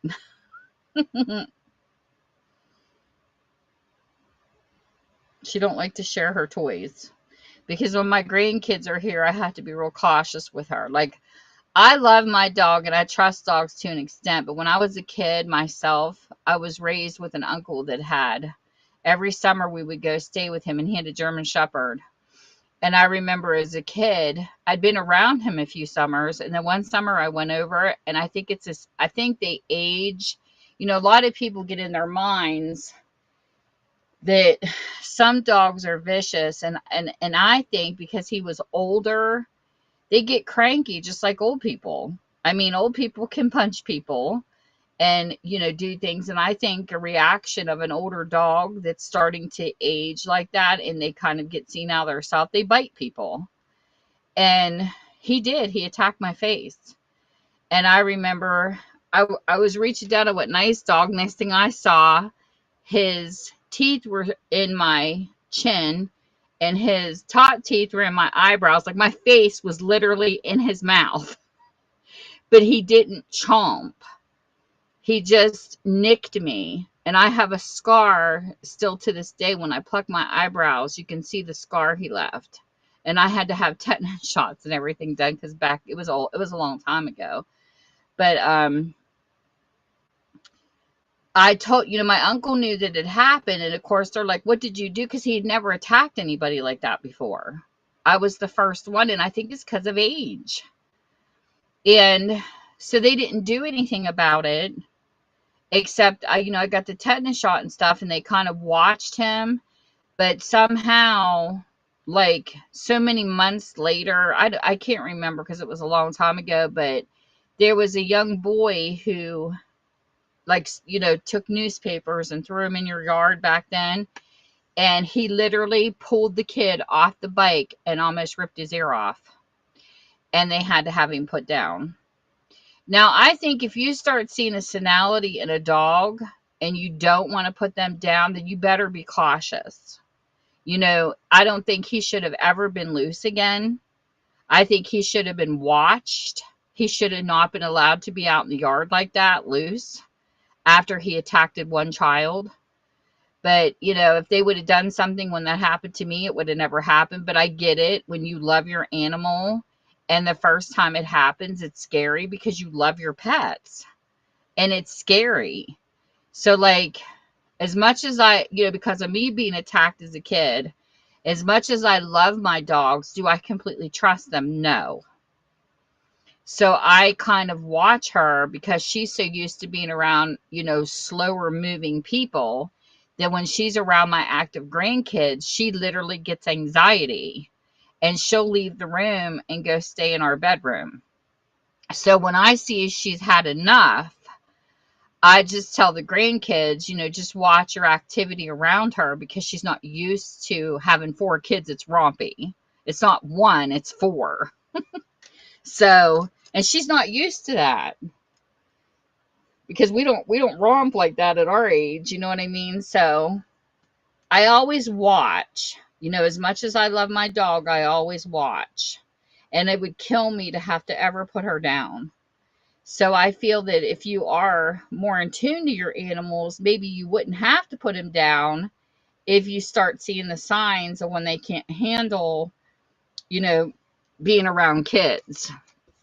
Now, where my brother used to live, there was a dog who was kept in and he got loose. They would have the garage door up like so far. I don't know how he got out. But he was up in age too, and it happened again. But he actually crossed into my brother's yard, grabbed my niece by her shoulder and bit her. And, that's a big no-no when you're going into somebody else's yard. But he was old. The dog was like, I don't know, like 12, 14. I mean, he was like really up in age. I don't know. It was a long time ago, but that was another incident. And I think if people were just, watch their dogs more and they paid attention to that kind of stuff, that maybe their animals wouldn't attack people so easy. But that's just my opinion. And I think it can happen in any breed. It's not a specific breed, because I've had people that have pit bulls, they never bothered anybody. And two, this German Shepherd that attacked my face, people would come out and make comments like, well, if people didn't abuse their animals, that's not always true either, because this dog was never abused. That bit me. He was never abused. He was very well loved. But I think it's just because he was starting to go senile. And I think it's really sad, because you shouldn't punish. I mean, you don't kill an older person in a nursing home because they bite you, pinch you, or kick you. So why would you just terminate a dog right off the bat without trying to understand, look at the whole picture, look at their age, look at everything before you go to put a dog down? to make sure that it's not an age thing, an old age thing, because I think they could get moody just like people. That's my opinion on it all. But I wouldn't condone my dog ever biting anybody. If she ever attacked somebody, I would never allow her around anybody else. That would be a rule, that if they, say if she bit one of my grandkids or something, she would never be allowed out when they're here. There's ways to control that.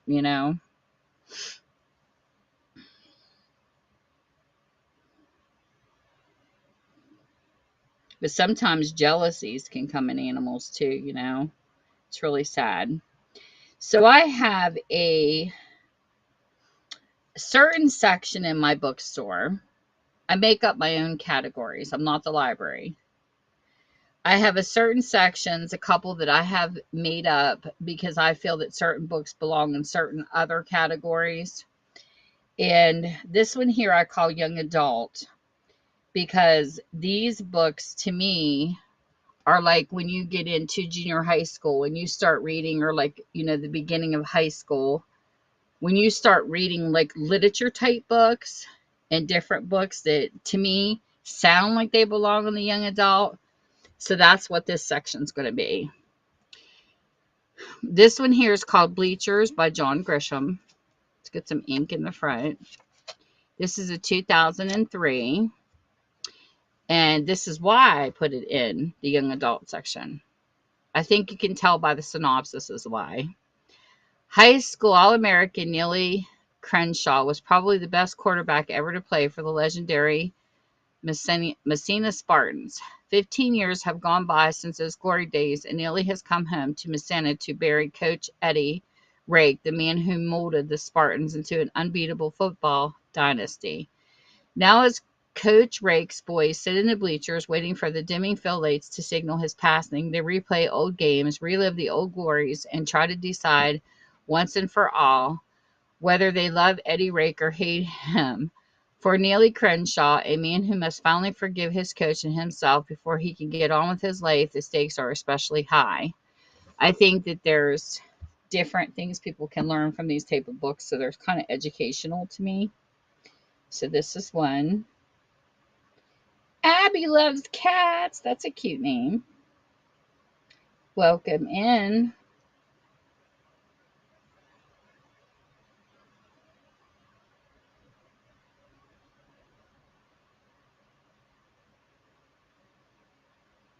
Do you like reading books? Cool. Are you a book reader?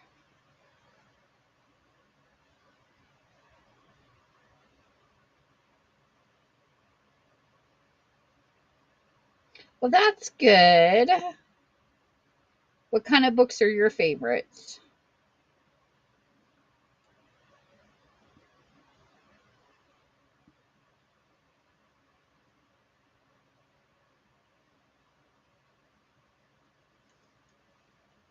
And the next book, is where what I mean by it goes more towards literature, is This is the Scarlet Letter by Nathaniel Hawthorne. And this is a 1980.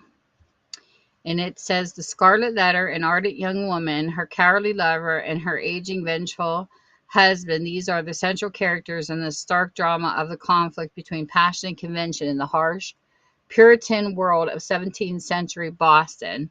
Tremendously moving and rich in psychological insight, this tragic novel of shame and redemption reveals Hawthorne's concern with the New England past and his influence on the American attitudes. From his dramatic illumination of the struggles between mind, heart, dogma, and self-reliance, he fashioned one of the masterpieces of fiction, the one American literary work which comes as near to perfection as is granted a man to bring his achievements. So I like this kind of stuff. Literature. Ooh, see, and I like true crime. Hey, Amanda. True crime's my top favorite. I love Anne Rule. And it depressed me when she passed. But I have Um, Leslie Rule follows me on my Facebook, and it's Ann Rule's daughter, and she's into paranormal. Thank you. I am. It's good. I like the conversations over here too. Um, she reads paranormal, but she started reading true crime like her mom. And I ordered one of her books off of Alibi. So it's coming in the mail, and I can't wait to read her first book, her daughter's. So I'm excited because Leslie seems like a really caring person. Ann Rule's daughter, she seems really nice. And then here is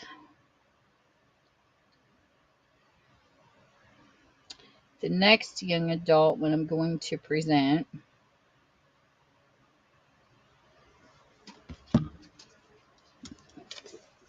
This one is called The Wolf Pit.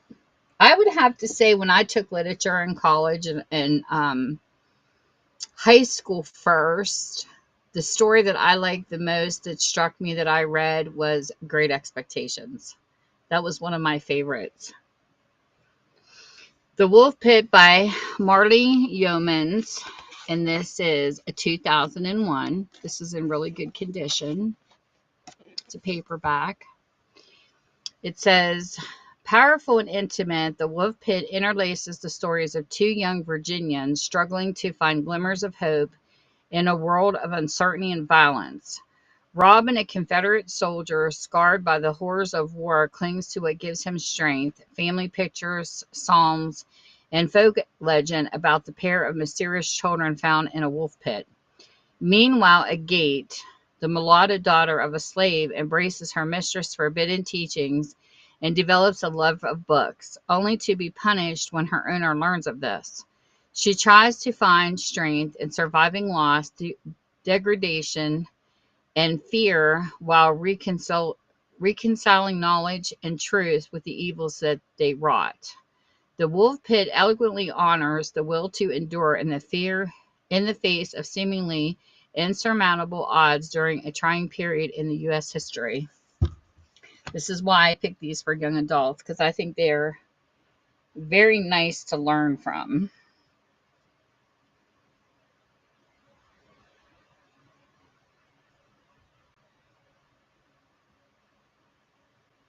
My genres are so funny how I mix them up. But I got a lot of compliments from some people that came into my bookstore because I tried to make it simple.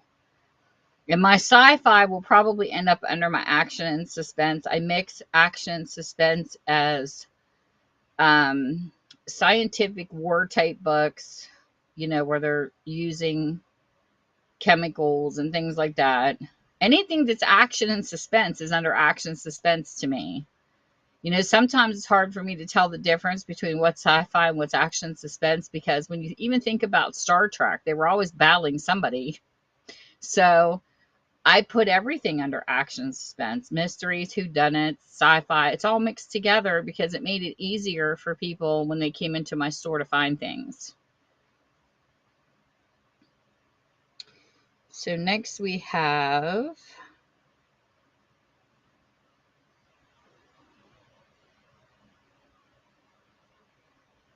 hopefully I didn't freeze again. This one here is called The Bright Thread of Jack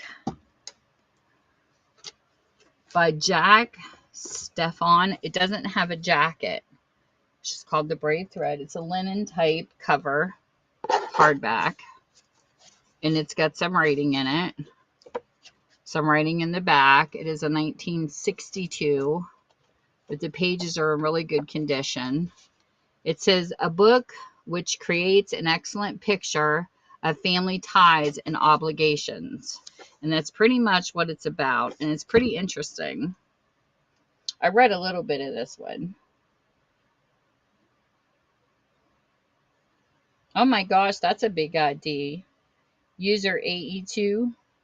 How does somebody come in here with a name under user ID? Is that like a visitor? Or does a person actually make a name that says that? Welcome back, Lady Tagalong. I don't know. I'm curious. Because I know, like, when you sign out of you know how like you can shop and have an account name and stuff, and then sometimes you can like sign when you purchase on an online store, you could do it as a guest. It kind of reminds me like it's a guest visiting whatnot that don't have a screen name. I don't know. Maybe it's just me. I didn't know if you could do that or not.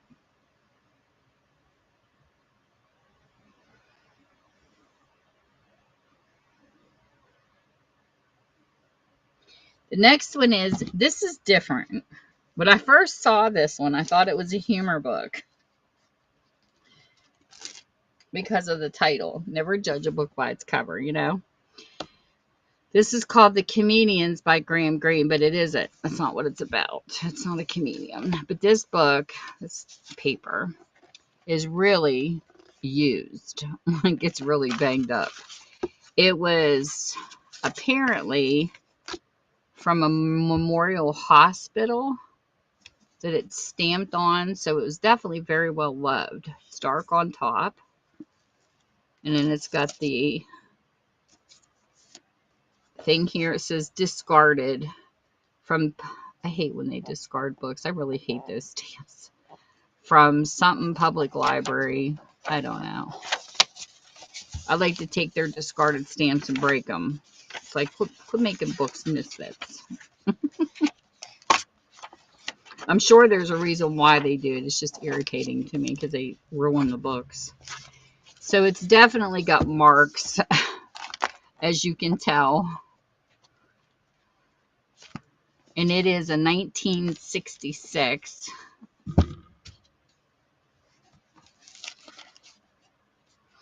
And it says, this is Graham Greene's first novel since 1961, set in Haiti, where terror rides and death comes frequently and swiftly in the night. A story of love and adventure, hope and disillusion.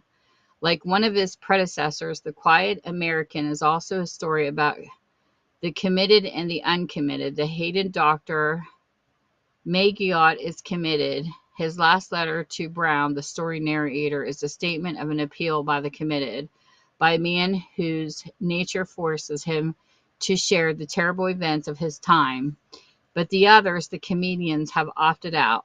Brown, a disenchanted, part Englishman from Monaco, a hotel owner, Smith and his wife, an American couple in the Goodwill Mission, Martha, the young German wife of a Latin American diplomat, Jones, an engaging fool. I divide the world into two parts, the toffs and the tarts. I'm a tart. A soldier of fortune on his own mysterious business. All these played their part, respectable or shady, in the foreground.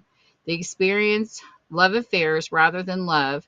They have enthusiasm such as Mr. Smith's for his vegetarian answer to the world's discord, but not a faith. And if they die by accident. There are other Haitians too, henchmen of Papa Doc, the dictator, or secret rebellion against him, with alternating comedy, irony, and grim violence. Greene weaves these lives in a platform of mounting suspense. So it sounds interesting to me, but it fit into the young adult category because it's kind of like, I don't know, mixture of people, personalities. Hey, Jackalope, welcome in. Oh, I never thought about a bot, P.S. You know, I wondered about that at times when you've seen people come and go and they never say anything. I mean, I know some people are quiet, but I've wondered about bots on this platform. And somebody says, "Oh, I don't think it's a bot to me." And I go, "Why not? They infiltrated Yahoo Chat.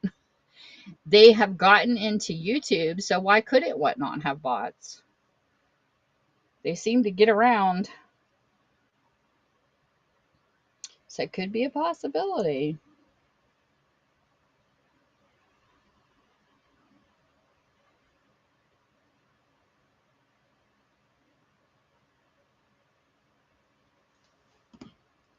The next one here is called The Hard Hats. Now, the jacket on this one is a little beat up. It's a novel by William, or H. William, H.M. Newell, where William came from. I'm talking faster. But see, it's like it protected the book well, but the jacket's not in the best shape. Usually what I do with these when it gets like this, I mean, I'll give it to a person if they want the jacket, but what I like doing is I'll take this part and cut it, and then I tape it in the book so that people, that part and that part, and then this part in the back, so people can see the synopsises in the books. But yeah, it's definitely been loved for sure. And this is from 1955. So, The Hard Hats is a story of 6 feverish years in the construction camp and the brawling wide open towns that have mushroomed around the site of the mighty Squaw, one of the great northwestern dams. It is the story of what goes into building a dam: cement, gravel, steel, sweat, skill, imagination, and lives. Middle-aged Jeff Tunnicliffe heads the town maintenance department in the constructions camp because his boss says he's the hardest Ebenezer with a piece of bawling wire. Although convinced that nothing is important to him since the death of his beloved wife, Jeff has a pretty lively curiosity from an indifferent man that takes the energetic interest in the affairs of all his friends. He shares living quarters with morose young Scott Drummond, who has a talent for engineering but none of Jeff's talent for living. Their boss is Kipperty, the man who sparks the building of the mighty Squaw Dam, creative and brilliant but desperately lonely. Jeff finds 3 women whose problems claim his special attention. Lydia, whose security has been wiped out in recent tragedy, is dazzledly opening a dress shop next door to a house of fancy ladies in one of the boom towns. Margaret Callaghan, a country girl away from home for the first time, is panic-stricken as she starts work in Scott's engineering department. And Zoe, explosive salty nurse in the mighty Squaw Hospital, at 30 abruptly realizes she needs a man. Against a gigantic backdrop of construction going full blast under the pressure of a relentless schedule, each of these people arrives at a day of decision. And Jeff, who considers himself solely an observer, though occasionally pitch-hitting for Mr. Fix-It, entertained by all who cross his path, from scholarly geologists to blasphemous hard rock men, from Poison the Cat, Troublesome Cat, to Ramona DeLong, feline of another order, is disconcerted with his matchmaking boomerangs to find himself actor as well as audience in the drama of personalities brought together by the mighty Squaw. But this says large-scale construction is one of the most vital aspects of expanding America. In this book, H.M. Newell, who has spent half a lifetime in construction camps, captures all the flavor of the 20th century frontier.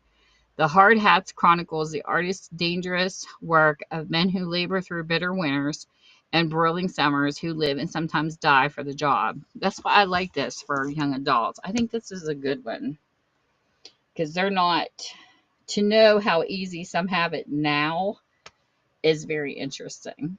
When I look at even how far some of my ancestors have come, from washboards to wringer washers to washing machines, is amazing, because we are really spoiled on some of the things that we get away with now that you couldn't back then. So I find it very interesting. Hey, Wanda Johnson, welcome in. This to me is like a trip into the past.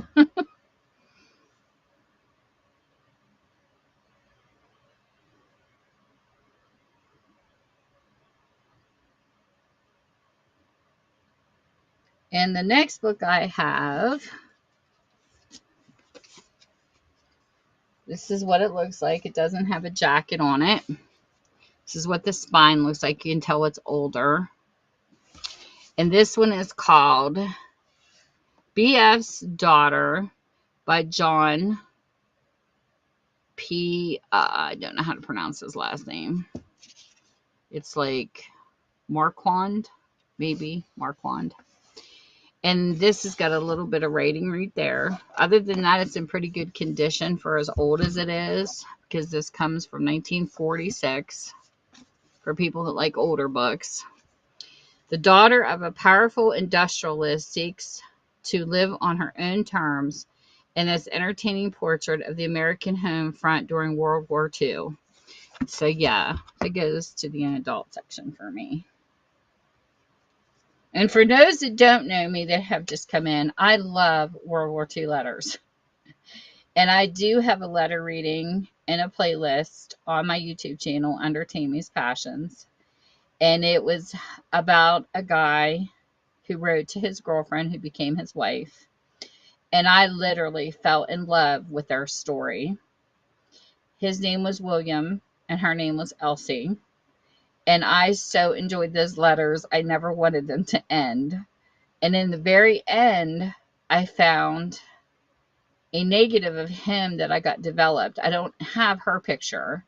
But then I found a genealogist on Whatnot because I was talking about them in a stream one time and somebody had letters.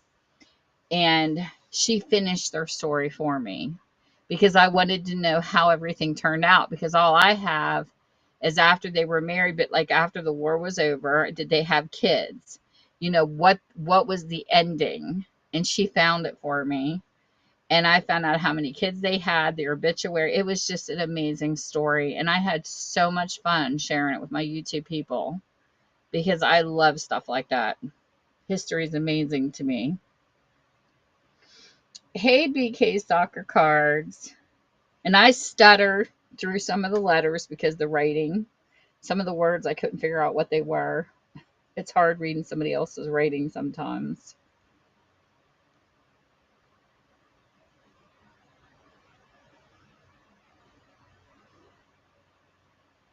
But I wish I could find her letters. Would have been fun to have with his. But it was so nice to hear the guy's side of a love story. Like seriously, it was the way he wrote was just awesome.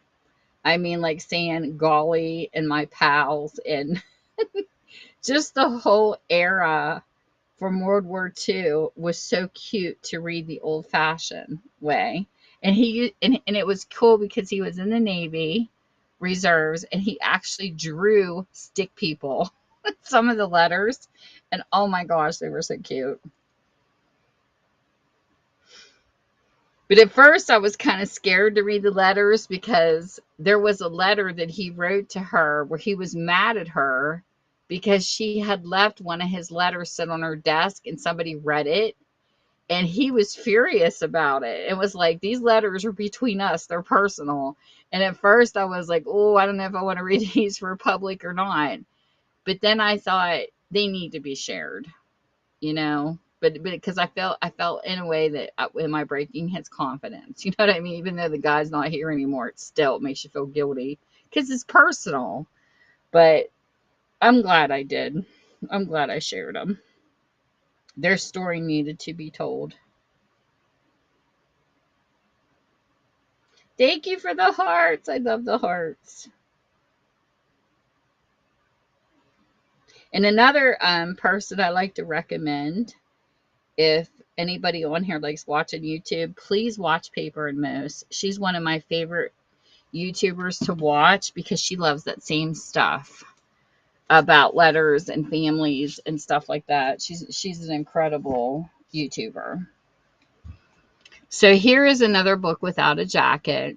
It's called The Sound of Bow Bells by Jerome Wedman.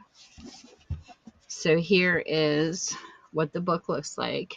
It's from 1962.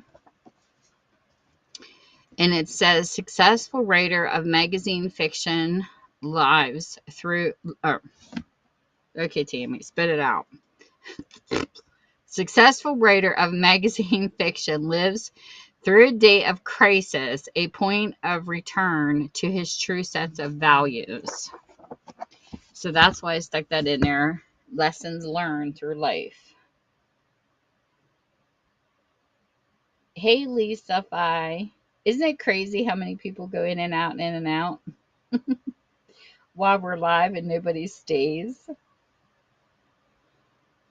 I know, it's like a revolving door. It is. It truly is on here. And I see it in a lot of other streams too, not just this one. It's too funny.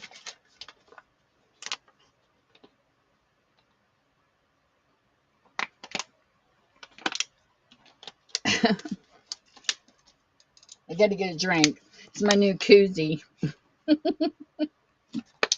It's speckled candy.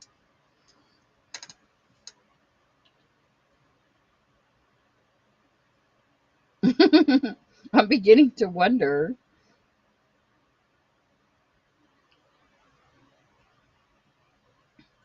The next one we have, I think the title of this one's cute. I can't help some of these titles.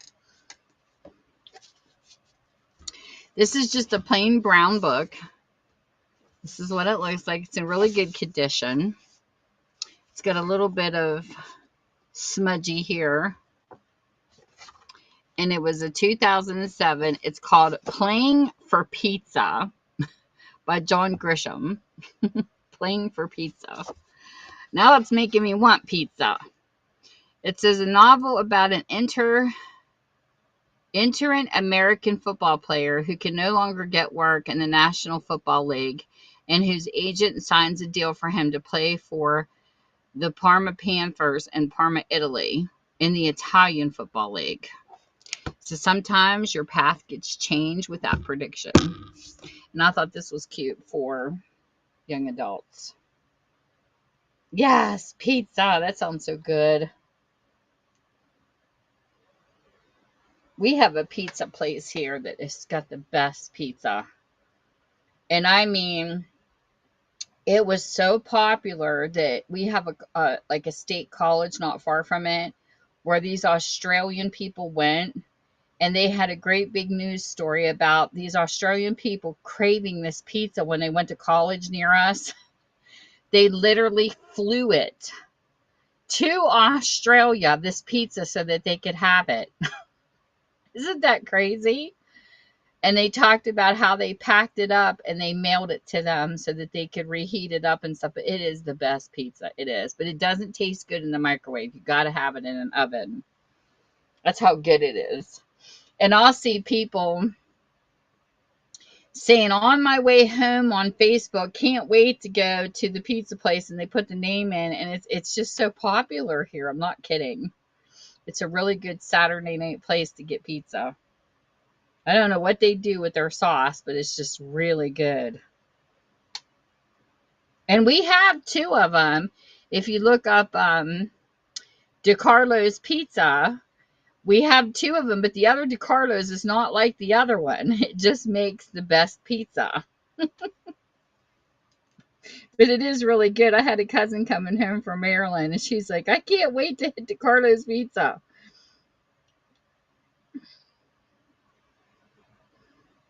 When I get home. So this one here I picked is the last young adult. This one's called A House of Nations. Look at that cover. If that doesn't speak literature, by Christina Stead. Nice, thick book. It's from 1966. No writings or anything in it that I could find. And this is the author. And it says, for money, wrote Baltic people, fight and devour one another like spiders in a pot. In a house of all nations, the pot is an exclusive private European bank, and the spiders are a rich mixture of high-stake gamblers, tax evaders, and shady speculators. All united by their love of money, they burn for it, hunger for it, and indeed would sell their souls for it if they had souls to sell. Leading them on a chase is the cynical and mercurial director of the bank, Jules Bertillon, for whom every political or natural disaster is a potential shower of gold. The supreme manipulator whose only principle is money. Bertillon is a master of the devious maneuver and his clients trust and even love him for it. In the end, he is a duper duped, but it is the clients who pay. For Jules, unprincipled to last, has not been so foolish as to believe in himself. Set in the Paris of interwar period, House of All Nations is a vast panoramic novel of the intrigue, swindles, and manipulation of the world of international finance. No one ever made enough money, said Jules Bertillon at the outset of the story, of greed and power, and that is the leitmotif for the blackmailers, playboys, brokers, and bankers who swirl through the multi-layered book, intent on their personal gain. They play out the returns. A minute. They play out the turns of fortune against the backdrop of worldwide economic depression and the rising tide of fascism. Fascism. Yes. Here are the 30s brought to life, the decadence and the indifference, the selfishness and the short-sightedness that would culminate in a world war. First published in 1938. Sounds like what we're going through now. Seriously. Some of these books kill me that are written in the past. It's like predictions, you know? It's interesting. I like listening to Glenn Beck. He always has some theories.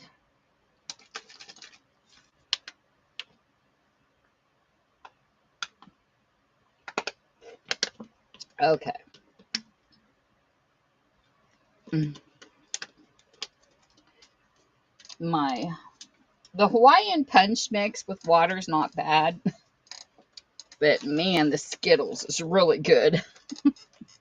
My Skittles water is gone. Okay, so we're going to put this over here. And I believe we are in the last section, which is the educational section.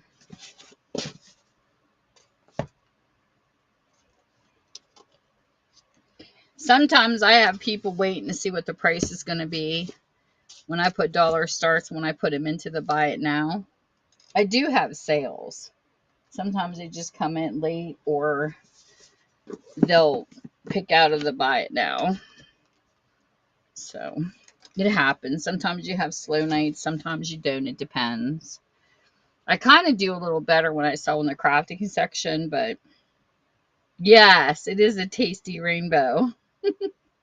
But it's real sweet. Like, I remember the first time I drank it, the Hawaiian punch one kind of gives off a little bit of an aftertaste. But the Skittles is so sweet. Like, if you take a bottle of water, you might only want to use a half the pack because it does better.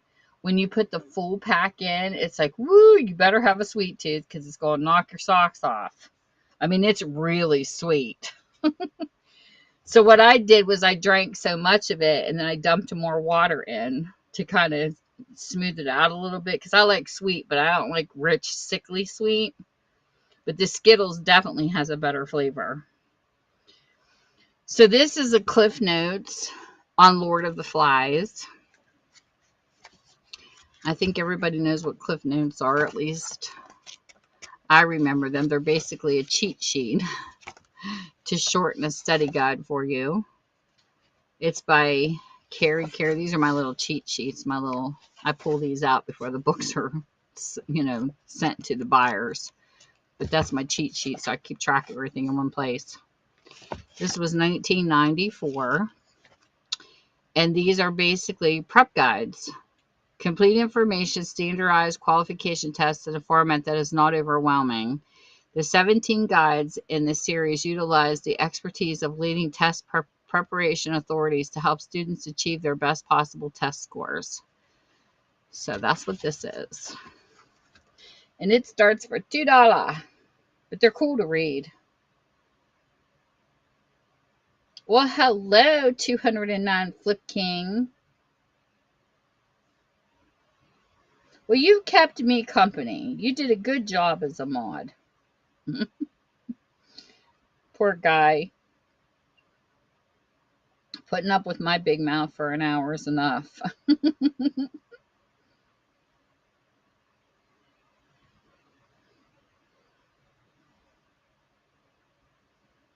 There's another seller on here. I love Jen717. She sells ephemera. And if you ever want to hang out with her, she is so much fun. I could so adopt her. She's so adorable. I love her as a seller on here. She'll sit there and she'll say, "Well, nobody's buying anything. Are you all bored?" It's like, no, we like listening to her because she's so informative.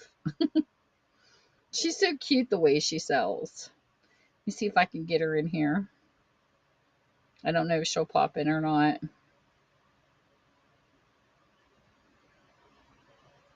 Tell her I was talking about her. Hey, Sinister Minister. Oh, that sounds kind of creepy. That sounds like a Halloween dude.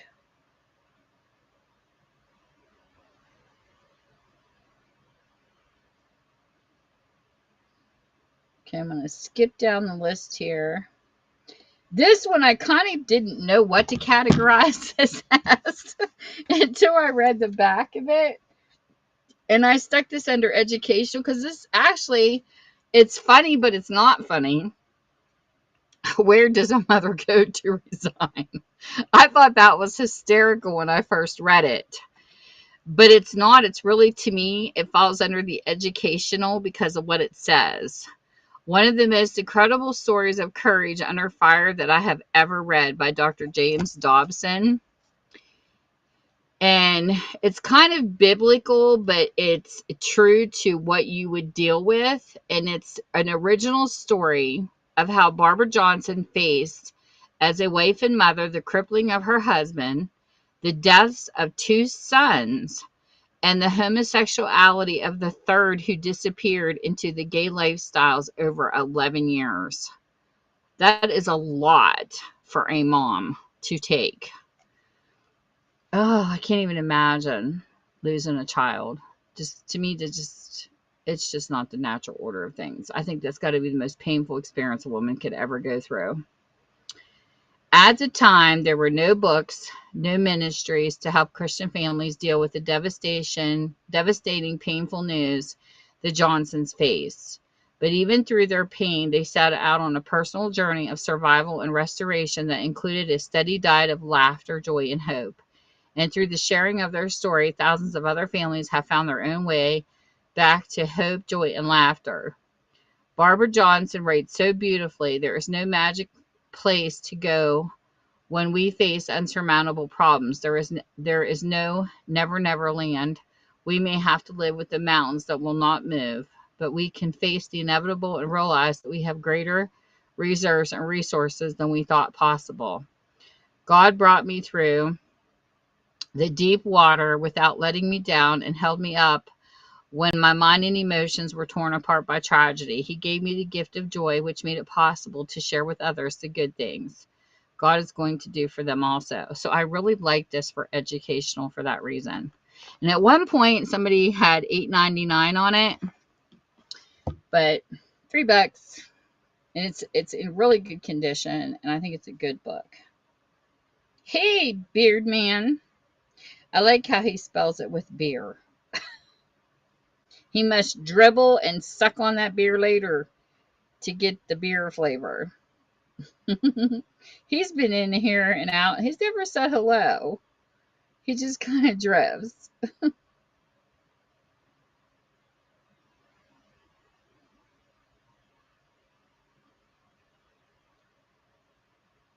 It's like, come in and say hello.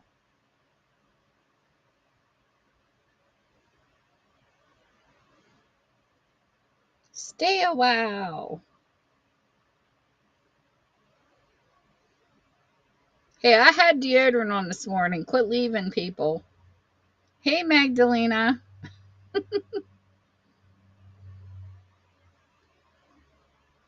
I'm serious. I think this revolving door is so funny over here. We don't smell.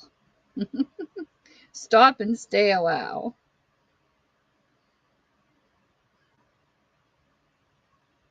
Do you sell books in this category, or you just troll and find books for yourself?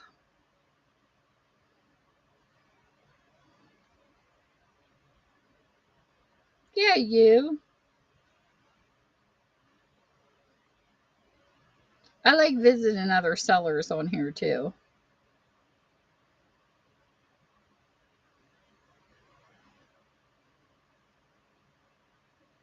You keep them. You are a greedy book person. I see how you are. Okay, next we have. You should see my stash. I haven't even begun to show my stash. I'm trying to get this room cleared out of the bookstore stuff because when COVID happened, well, let's just say I became a crafter and my craft room took over. But I have my own personal library. So I want to combine this into my craft room and library together, the books that I want to keep. And you haven't even begun to see the books I have from the 1800s. That's another story. I have a really beautiful collection. But it's not going to be for sale. I'm still petting those ones. I sold some on YouTube before, but I'll wait. I'll put them probably in the antique category or something like something different, but not yet. I'm going to do these first. He kind of reminds me of Timothy Hutton. I see Timothy Hutton in his face. I don't know why, but I do. So anyway, this is an American original. It's definitely a little aged. It is from 1990. It's called Edward R. Murrow, an American original by Joseph E. Persico. I think that's how you say his name. I think there's pictured pages in here. Yes. Oh, what the heck is that? That don't look good. Well, anyways, this says a definite book about the gallant knight errant of the age of communication with scores of revealing episodes. London during the Blitz. Senator Joseph McCarthy, Harvest of Shame, Edward R. Murrow's broadcast shaped the way the American public saw the world. He was the most brilliant and influential radio and television journalist ever, but he was also a complex, contradictory, and intensely private person.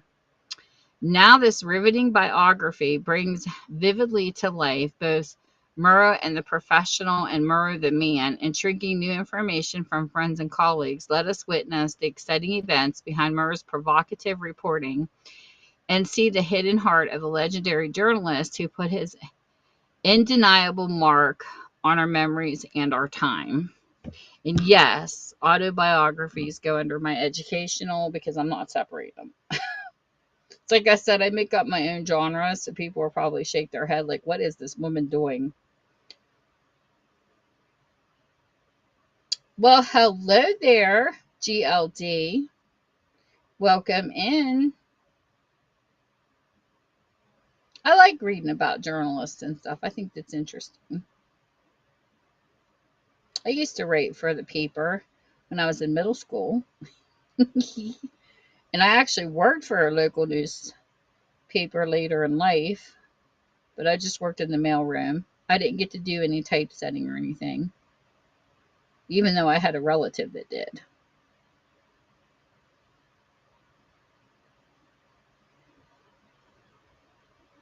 Welcome, welcome. I like your suit and your picture. Are you a fancy guy?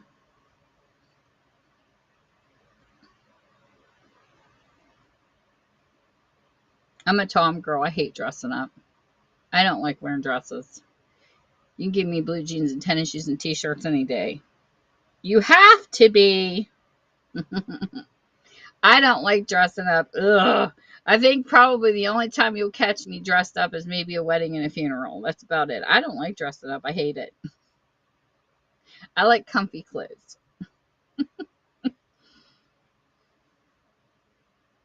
I was the kid that my mother was always chasing out of trees. I was a Tom girl. I like playing in the mud. You can stick me in a four-wheel drive and play in the mud any day. That's my life. Okay. The next one is the educational section. This is called Ghost Wars. This is the secret history of the CIA, Afghanistan, Bin Laden from the Soviet invasion to September 10th, 2001 by Steve Cole. Now, I almost put this under military, but I couldn't find out if this was a true story. Because you know how some people like weave facts into fiction. It's just, to me, I don't know. So I put it under educational. This was in 2004, and it says, to what extent did America's best intelligence analysts grasp the rising threat of Islamist radicalism? Who tried to stop bin Laden and why did they fail? Comprehensively, for the first time, Pulitzer Prize winning journalist Steve Cole recounts the history of the covert wars in Afghanistan that fueled Islamic speak Tammy militancy and sowed the seeds of September 11 attacks. I think it might because it had his opinion in it with facts. Maybe that's why I did it.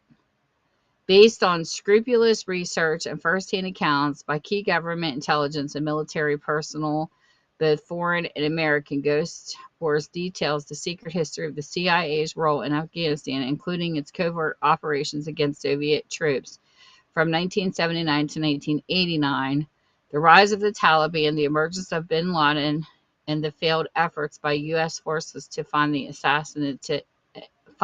assassinate bin Laden in Afghanistan. I swear my mouth works faster than my brain. But that's that book. Wow, thank you for your purchase. That is so nice of you. Kidlet! Here's one of my favorite people on here too. Are you coming to pick on me? I pick on her. Thank you for your purchase. I appreciate you. It's a nice book too. It's a nice thick one. I love to read. Yes, come and pick. You're allowed to pick. You should have seen me picking on a new seller in this category, Holbrook. It's a father and son. Oh my gosh, I had so much fun picking on him. I told him we need a whatnot initiation.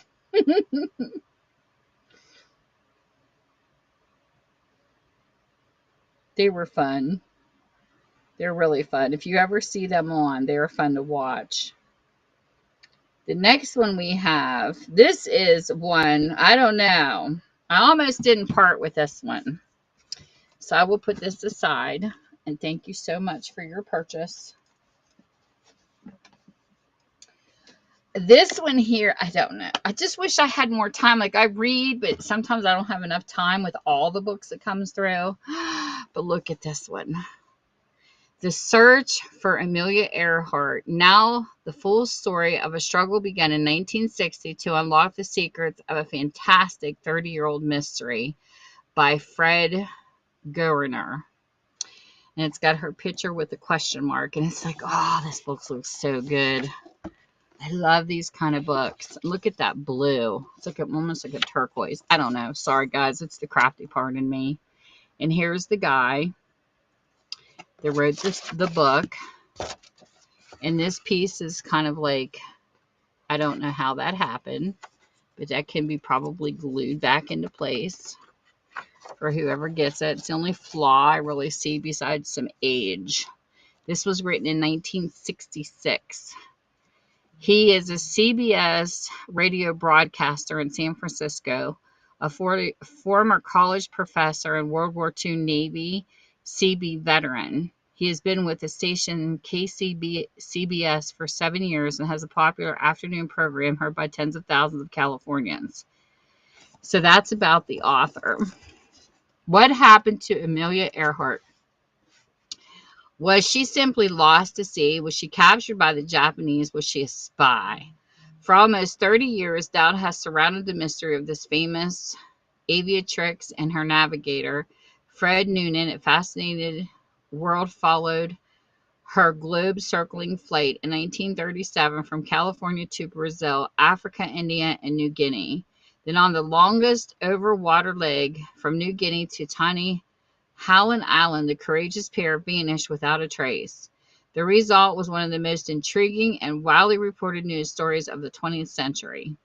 The search for Amelia Earhart has a detective story quality in its account of the author's exhaustive pursuit of the truth behind the mystery, his intensive digging into each suspicious circumstance surrounding the disappearance, painstakingly sifting of fact and rumor, cross-checking of testimony, and follow-up of hundreds of new leads in this unrelenting pounding at the wall of silence and suspicious surrounding certain official sources.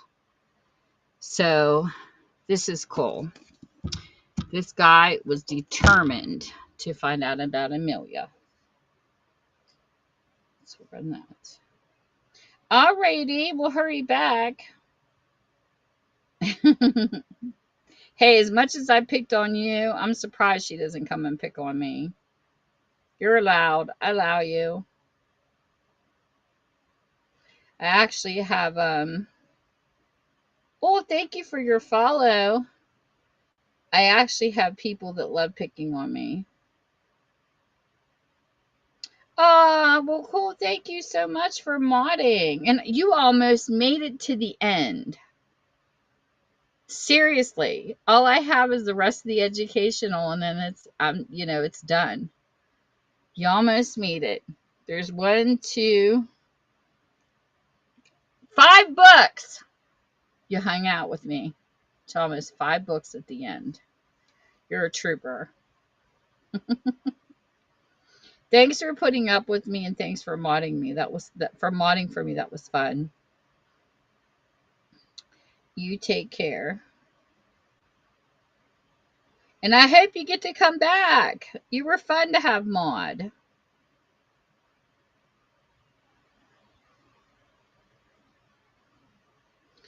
Okay, and then the next book I have. Oh, here goes my app again. Hold on, my app's acting up.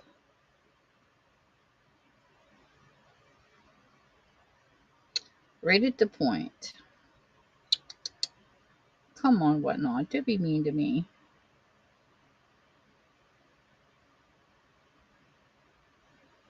I'll be back. Have to refresh my. It's funny. Someone just check.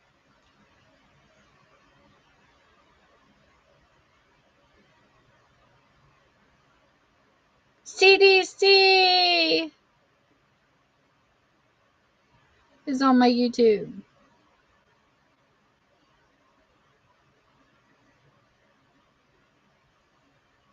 Thanks for stopping. Okay, let me get back here. Okay, we'll rerun the search for Amelia. Cool. Are you messing with me? Because I froze. I couldn't tell if it ran or not. You guys might see it, but I couldn't see it. So this is Amelia running, and then next we'll start in with the newer book. It froze on me. Text stops. I can't see who comes. I can't see anything, and it won't let me run next. Hey, SJ, welcome in. If there's anything you see in the auction part, please feel free to let me know, and I will show it to you. This one is called The O'Hara Generation by John O'Hara. This has got 22 stories by the master chosen from his first 9 novels, 1935 to 1966. This is what the inside looks like. You can see where it's aged. The jacket. I will always show you the flaws of my book and let you be the judge of character. But they are used books, so you're going to see some love. But this was also from 1969.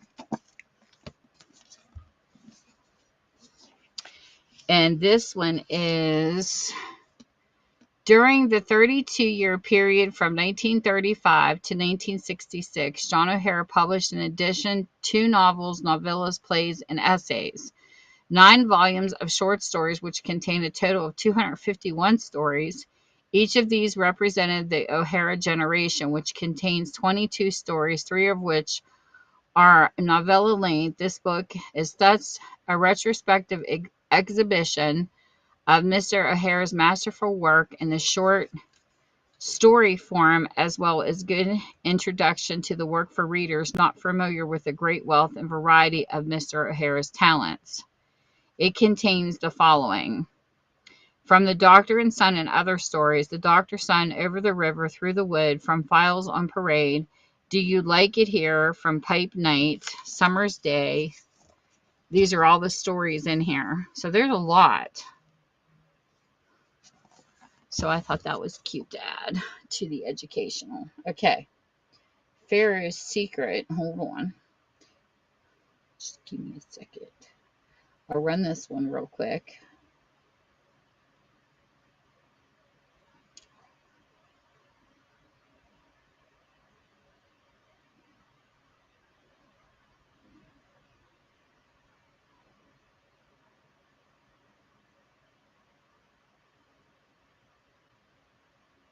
Okay.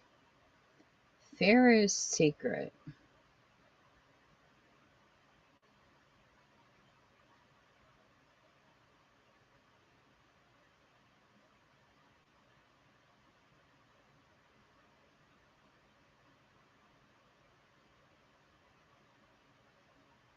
Do you have a lot number? Why am I not seeing this? It is in the... I'm looking. Is it in the auction? I don't see that in the auction.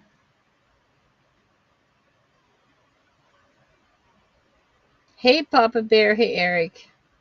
B lot 6868. Oh, Clyde Cussler. Yes, I have that one.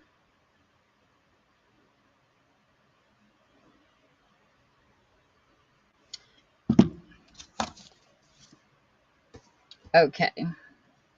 This is a Clivey. It's called The Pharaoh's Secret. It's in really good condition. It's like new. There's no writing or anything. It's from 2015. It's from the Numa Files.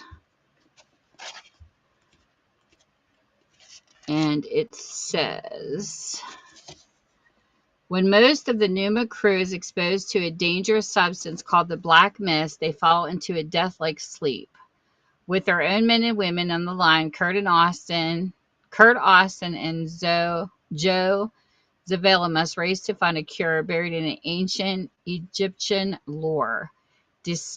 Desperate to save their friends, they'll place their trust in a mysterious new ally, a doctor who knows more than she lets on. But this may not be their only sacrifice, as Kurt and Joe learn that the black mist is part of the terror in store for those who would oppose Osiris. After all, it's called the City of Dead for a reason. So it's one of those mysterious tape books. And it's running. Well, thank you for your purchase. I know I have a friend that loves Clive on YouTube too. She's like, Clive, Clive, Clive.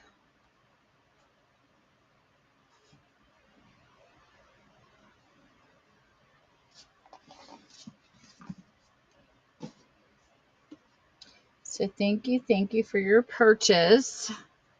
That's very nice of you.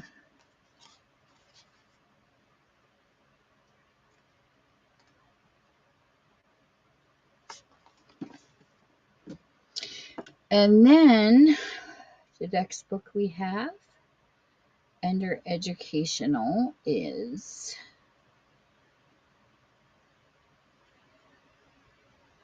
a lot of mystery around the Kennedy family. For sure.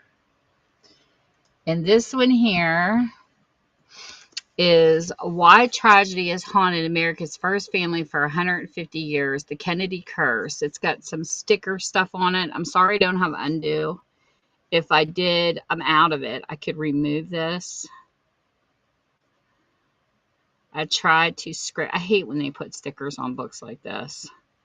But my undo would take this right off, and I'm out right now. I got to order some because I try to clean up the books best I can. But it is a nice a nice in-shape hardback. This is from 2003. You can hear it. It's hardly been cracked open. There's only one black dot on the bottom. Don't know who put that there. Definitely wasn't me. And this is what it says. Death was merciful to Jacqueline Kennedy Onassis, for it spared her parents' worst nightmares, the loss of a child. But if Jackie had lived to see her son, JFK Jr., perish in a plane crash on his way to his cousin's wedding, she would have been doubly horrified by the family pattern and the tragedy. Once again, on a day the show had been full of joy and celebration, America's first family was struck by the Kennedy curse.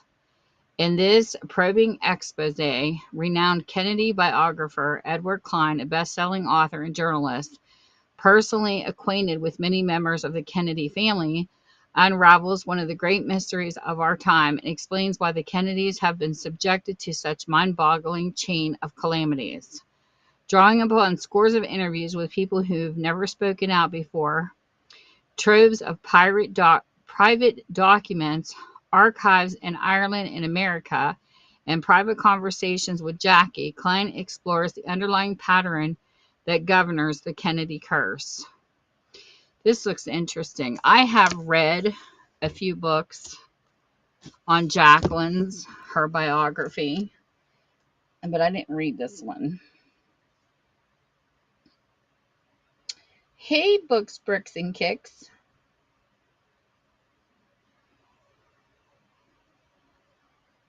So if you're into the Kennedy family, I definitely have Kennedy books. But I don't like the sticker stuff. I hate that's on the cover. And I remember back in the day when we used to have a Kmart, they would just splash this great big sticker across the front of books. And it's like, oh, keep the stickers off the front. Use the back if you must. Hey, Mom's Upcycled Design. So the next book we have is another Kennedy book.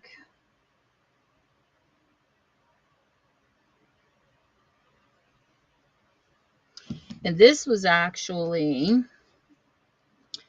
written by Bill O'Reilly and Martin Dugard. This is called Killing Kennedy, The End of Camelot. And then this is what the book looks like. I always show underneath because I like looking at the underneath of jackets because you never know where mold will lurk. So I always pay attention to that kind of stuff. This was 2012. What's that? Looks like somebody accidentally scribbled right there with ink. Just lightly. See it? I don't know. But anyways, it's in good shape other than that. It says this was originally $28 for this book. More than 2 million readers have thrilled to Bill O'Reilly and historian Martin Dugard's Killing Lincoln, the riveting work of nonfiction and the shocking assassination that changed the course of American history. Now the anchor of the O'Reilly Factor recounts the gripping detail of the brutal murder of John Fitzgerald Kennedy, and how a sequence of gunshots on a Dallas afternoon not only killed a beloved president, but also sent the nation into a cataclysmic division of the Vietnam War and its culture-changing aftermath. So it's basically the recount of it all. I actually knew somebody that I grew up with in my old neighborhood. His name was George Fitzgerald Kennedy, and his last name, could you imagine trying to fill that out? His mom named him after President Kennedy. So that's this book. But all I kept thinking is the paperwork that poor guy had to fill out his whole life, having that huge ass name. That's a lot of letters. George Fitzgerald Kennedy Eltringham III. That was his full name. I like short and sweet. Could you imagine having that long name? That's just crazy.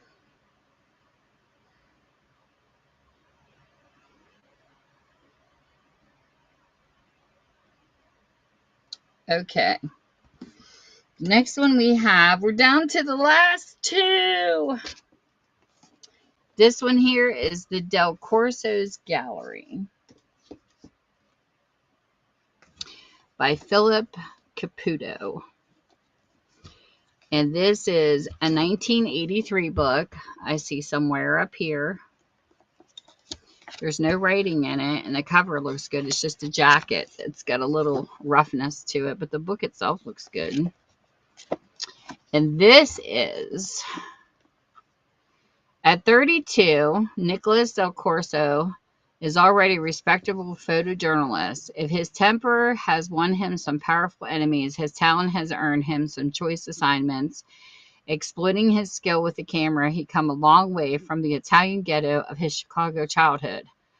But for Nicholas Del Corso, photography is more than a means of winning praise or earning money. For El Del Corso, it is a crusade. He uses his camera to wage war on war. He uses it to record the reality of war for 3 decades. P.X. Dunlop has also recorded war's reality, artistically manipulating images in the darkroom, burning into the public mind the shadowed faces of exhaustion, the muscular camaraderie, and the tough grit of soldier heroes. Not for Dunlop, the high noon glare of Del Corso's snapshots with their explicit horrors. Once he was Del Corso's mentor. Now he feels betrayed by the work he calls pornography, competing for the same space and the same prizes. It was inevitable that the two men of such contrary visions would one day make war on one another. Beginning with the final days of the American presence in the Vietnam and ending in the sordid alleys of the war-ravaged Beirut amid the mutilation wrought by ideology gone mad, Del Corso's gallery brings alive the world of modern warfare's camp followers. The journalists and photographers who record the disasters of war, some have a sense of mission, a few are action junkies, may have just seen it as a job, giving the stateside dustmen the bang-bang they demand. They follow orders, try for beats, cover for each other, and don't think too deeply about the consequences of their work. Occasionally, the consequence is death. Boy, this looks like a good book. I don't know. I would have to say, handbooks, the worst thing I had ever, because I love photography. That was one of my first loves. But I would have to say the worst thing I had ever seen, I don't know how they do catastrophe. We had a bad flood situation. Hey, Bronze Dragon. And I drove from one end to this road to the other. And I took some donations to the church there because these people lost stuff. And what I saw, I was in tears by the end of the trail and I just couldn't do it. I couldn't take pictures of the tragedy. I saw a double wide trailer literally busted in half in the middle of a creek, and these family lost their entire home. Clear at the end, there was a couple whose house was in half. You could see completely into their house, and they were afraid of looters, and they were staying in a camper, and I remember them sitting out on the picnic table, at the picnic table in front of their house and living in a camper because they didn't want to leave their property. And I was in tears. I don't understand how people, I understand that people catch tragedy, but I couldn't do it. I put my camera away and went home. I know, it was horrible. I just couldn't do it. There was so much sadness in their face. It was awful cool. It was. But I understand that there's people that catch the ravages of things because they want people to see how bad it is, but I couldn't do it. I really couldn't. I just dropped my donations off and went home and cried some more because it was so devastating to see what they went through. Welcome, Bronze Dragon. I missed you. Hey BLB97, if there's anything you want to see in the auction, please feel free to let me know. And I will show you. Hey, how do you say that name? Maestra? Maestra? I don't know. I'm terrible at pronouncing. Welcome in. If you see anything in the auction part, please feel free to let me know. And I will show it to you. And the last educational book that I have, this looks like a sad one too. It does. Looks like a good one. And it's got sticker residue on it that I don't like. Ugh. Why do they do this to books? Seriously, why? Oh, hold on. I'm having a bit of a crap-a-lanch over here. My tissue paper wants to blow everywhere. Look at that. Look what that sticker did. Look at that. That's why I don't like stickers. This is called The Unfinished Presidency, Jimmy Carter's Journey Beyond the White House by Douglas Brinkley. And it looks like a nice thick read. The book itself is great condition. It's the jackets that always get picked on with stickers. This is a 1997. Inside the jacket looks good. And it says, Jimmy Carter left the White House in January 1981, defeated in his bid for re-election and rejected by the American public, but hardly broken. In fact, as Douglas Brinkley's absorbing book reveals, he attacked the next phase in his life more determined than ever outside the scrutinized and politicized Oval Office to complete a mission to pursue peace and in embattled areas throughout the world, from Bosnia to Haiti. He has worked to ensure the safe transition to democracy in countries like Nicaragua and Panama, and has sought reconciliation between Palestinians and Jews.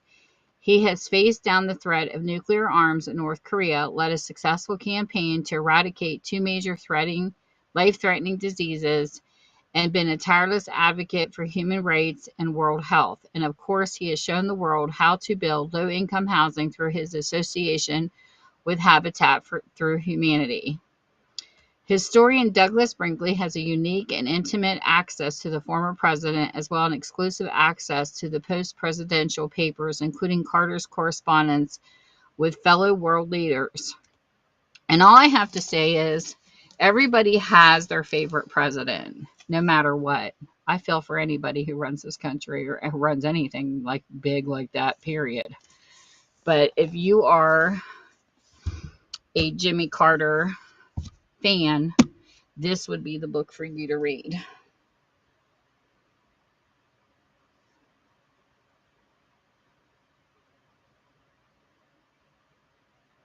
Because it looks like a good one.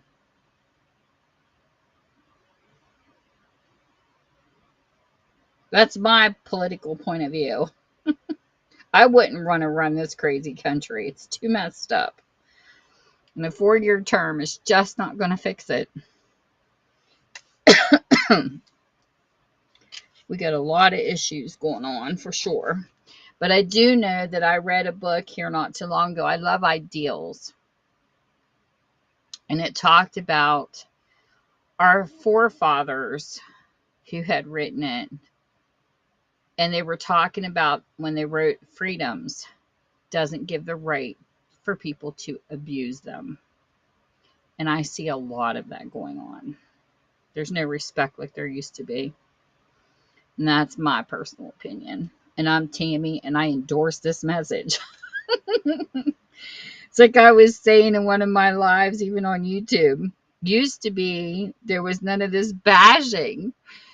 It's like a bunch of kids in a sandbox now, where it used to be if you were voted into anything, even when I was voted as treasury in high school, you said what you were going to do to improve. You didn't bash other people. You just said what you were going to do. if you were elected, I don't understand how our election got so disrespectful. I mean, it kills me that they even had to have a mediator in the one. You know what I'm saying? What happened to this country that we lost that much respect? That we can't pick something to run for and say what we're going to do and just try to fix things. You know what I mean? I don't get it. That's why I don't like politics anymore. It's not fun with all the drama. But anyways, you made it through, Cole. You need a medal.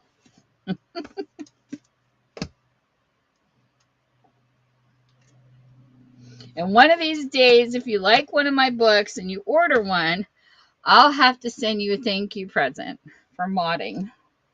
Because that's what we do sometimes. We sneak these little presents in. I had to quit doing giveaways, though, for now. Unless there's a raid, I have to do buying ones because I was actually in the hole.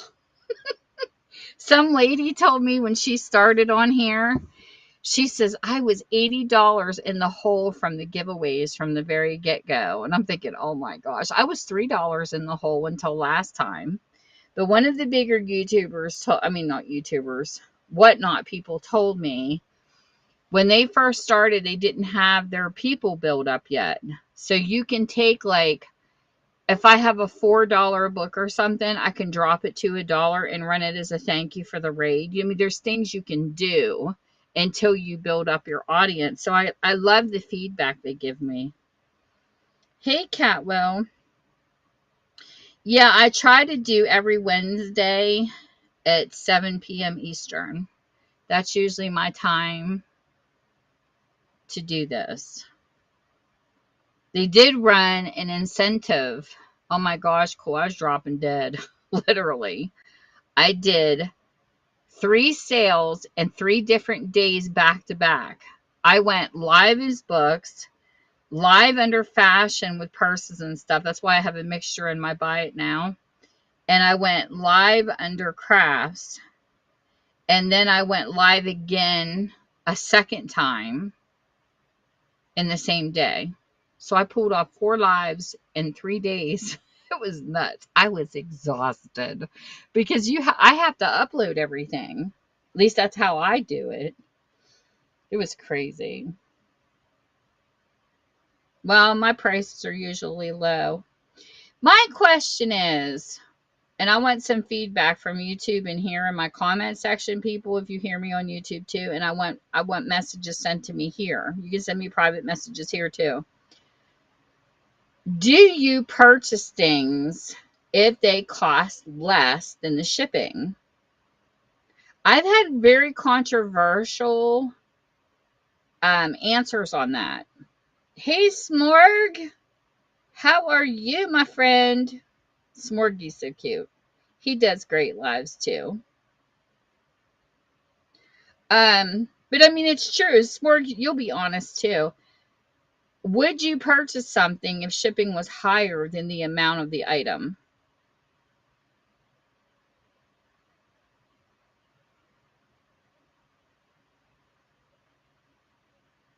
Well, some people will tell me that they don't want to purchase something that's less than the shipping if the shipping is more, that they usually don't. And I'm like, but what if a person like me has a book for $1 and shipping is higher because I want you to get more out of what you're purchasing? You know, I think you purchase, I don't know how many times before you get free shipping. And how many times can you say that you can get 10 books for $1 now? You see what I'm saying? I do. I don't really pay attention to the shipping in that sense. If I want to buy something, I'm going to purchase something because I want it. It has nothing to do with shipping, to be honest. It doesn't. If I see a book and it's free shipping, I'm okay. If it doesn't say free shipping, I'm okay with that too. If shipping is higher, I don't care. If I want to read that book, I'm going to read it. You know what I'm saying? That's just my thought process, but not everybody thinks like I do.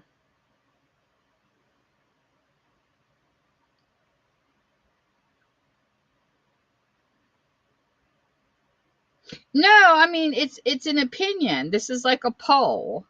I should make a poll out of this. Seriously, I should. Because people do polls all the time in their shows. And no, I was talking to another friend of mine that's on Facebook, and I asked him that question. Would you buy something if the shipping was higher than the price? And he told me no. And I'm like, well, that stinks because most of my books are $1 if you hadn't noticed. You know what I'm saying? Like, I try to keep the prices lower because of shipping too. Hey, JC Vintage and Decor, welcome in. But I am curious. I'm very curious. And then I think it's funny because, like, my daughter pays for Prime on Amazon, for instance, as an example. We don't. But they say that, oh, I get all this free shipping. I said, but do you really? I mean, think about it for a second. Look up used books on Amazon and what's the price. When I first started, I was going to sell on Amazon and I was going to do like dollar books. Even if you sell a book at $5, if you work the calculator they have, I was negative 14 cents in the hole.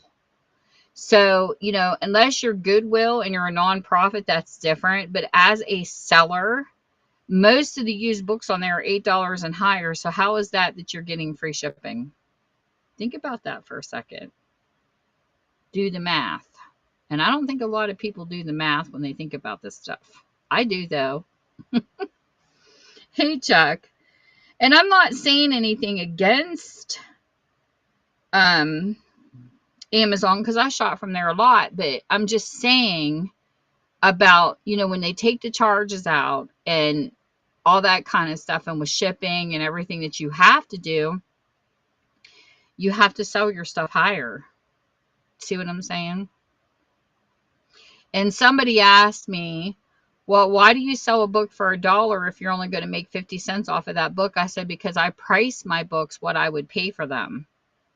So if I'm selling a book that's got, used look to it, or it's aged, or like Harlequins and things, you can go around here and pick up a Harlequin for 25 cents to 10 cents. I'm not talking new, I'm talking thrifting.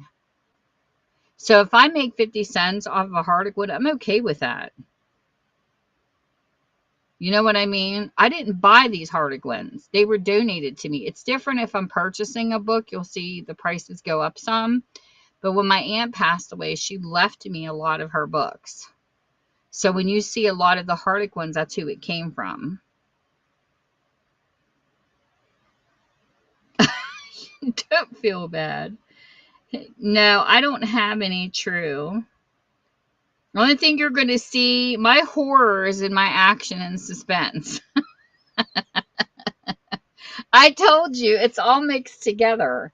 If it's like a war or a sci-fi where there's action and suspense in it, they're all under my action and suspense category. I just put them in one place. But you didn't get to hear why because you weren't here when I explained it.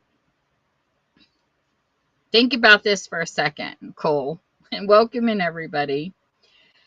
When I was a kid, when you walked into a store and you had to buy a cough medicine, there was lucky to be 4 choices. How many do you see when you walk into Walmart? Aisles. Aisles and aisles of medicine. And you basically have to match your symptoms. Sometimes you're standing there for a half an hour trying to figure out what the heck to buy because there are so many choices that it overwhelms people. So where I live, we have like an old folks' homes up here. They don't like that overwhelmness. So when I opened my bookstore, I wanted to keep it as simple as possible. So my educational, you'll find self-help, autobiographies. You will find college books like, your chemistry and all that. It's all under educational because to me, you're learning something from it. My action and suspense is the same way. The only thing I don't have under action and suspense is real military. My real military true stories was under another section. only because it's truth. But I mix sci-fi, whodunits, mysteries, horrors like It and Stephen King and all that crap. It's all under action and suspense for a reason. It's to keep it simple so people don't have to stand forever trying to figure out where the categories are. And then I have young adult, which is kind of like between the young adult stages of feeling wise plus literature. And then I even made up one called Family Inspiration, because when you look at Chicken Soup for the Souls and you look up like kind of like the romance, they don't have the smut in it because they're Amish. Those to me are all under family inspirational because they're encouraging.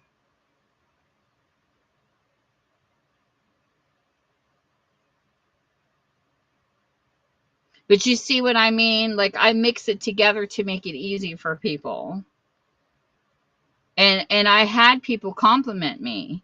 I actually had a businessman out of Pittsburgh. The city said he loved the way I had it set up because there wasn't so many subcategories. He said sometimes I even go to the library, and I was like that as a kid. Sometimes I couldn't find certain things because they have them so separated. Not to diss a library or anything, because I love living at the library, but sometimes I just couldn't find things because they were so spread out in all these subcategories. And then I had, when you walked in my bookstore, it was cute because I had different color crates set up, and they had children's section and kids mixed in with pictures. All the non-picture books went into the older kids, like junior high, but they were all sitting on one table. And it went in a circle because I had greeting card section in the center.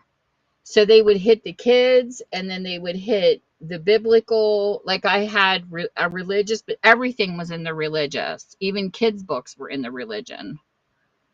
Like I just kept it easy for people to find stuff. But now that I'm mixing it up on here, people are like, where's your sci-fi?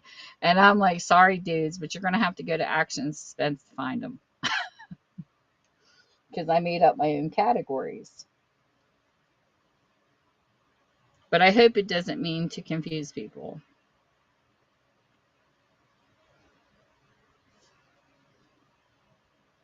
Do not industry. What's that mean? You said do not industry. Are you talking in riddles? But no, I don't expect anybody that doesn't buy that can, or you can always come back later because I'll be here. I'm not going nowhere. I got lots of books, dude. I'm sure something will appease to you down the road because as I unbox them, and I told the story here 1,000 times, people could repeat it. I had a garage that I kept my stash in on skids, and when the roof leaked, I had to move everything in here. And I have a path. Like I literally have to downsize, and you guys are helping me organize because I'm buying totes and separating the genres. Because when I brought everything to the center of my store, did you? What did you buy? I had a hot water heater literally burst in my new house.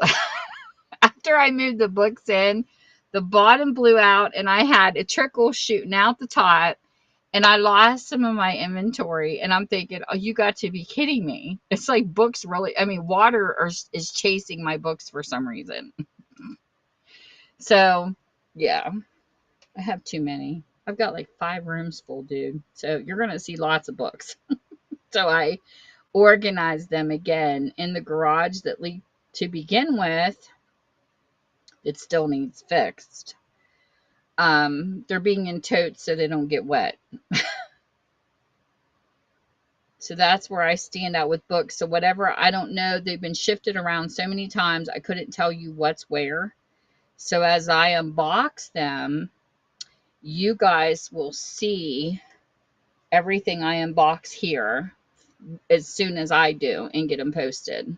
That's how I've been doing my books. Oh, you got the Action Suspense by Mary Higgins Clark. Well, thank you for your order. But you didn't have to. I never want to force anybody to do anything they don't want to. Hey, Goldman.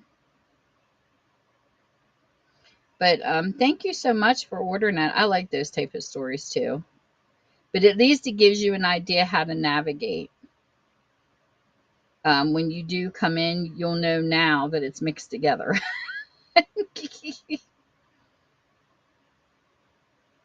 Oh, thank you. Look at you going in my bite now, looking up stuff.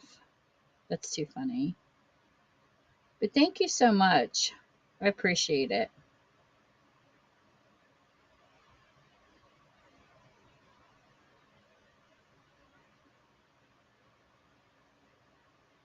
That is very sweet.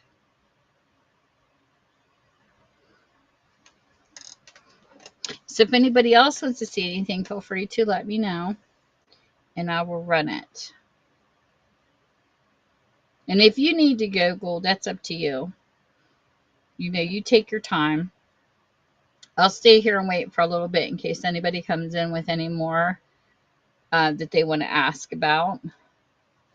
And then we will go from there. I always give it a little bit of time because different times you get different people. I noticed when I came on mornings under crafting, it was really cool to see the person that come through. Welcome back, Brady.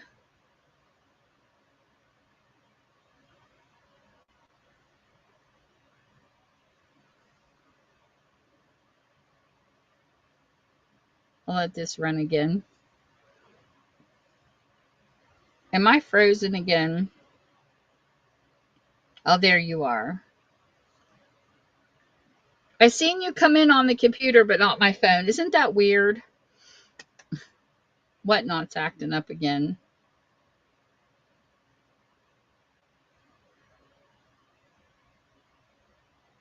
But yeah, I've had people come in and ask me for sci-fi, and I just tell them to go down the action and suspense books. Because, like I said, I mix everything together, and I don't mean to do that in a mean way. It's just easier for me, and it was easier for my customers offline to put them together because it's just too much, too many alternatives. But as I go through them, you guys will see what I have, and I go through and I clean up the books. I got boxes full, and then I try to list different ones under different categories so you have a variety, and then go from there. Because all my books they're like all mixed up in the boxes, so there's no labels or nothing. You don't have to feel bad. Cool, you're so funny. You don't have to feel bad. I don't want to guilt anybody to buying books. Only buy stuff if you want to read them. You're too funny. But you can come in and mod anytime. You did a great job today. So see, you're broke in. And then now when somebody says, hey, can you mod for me? You can say, yeah. That's too sweet. Right now, isn't he cute, Brainy? That's too funny. But I'm glad I mixed categories for people. So it's easy for them to find stuff. And there's another person that came in. Hey, game.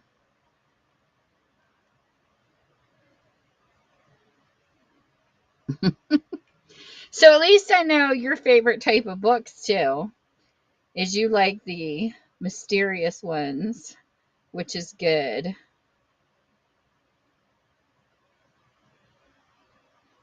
So now I know your flavor. Brainy, what is your favorite kind of books to read?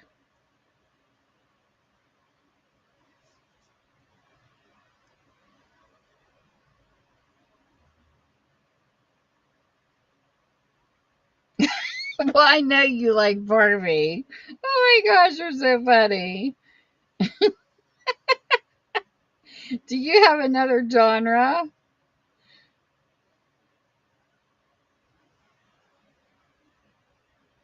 You're hysterical. Hey, Brandy. Hey, Barbie books are cute. Hey, Dave the Pitman. Hey, D-Tay. If you see anything in the auction, please feel free to let me know. Romance and thrillers. Ooh, thrillers. Thrillers are always seem to be the big hits.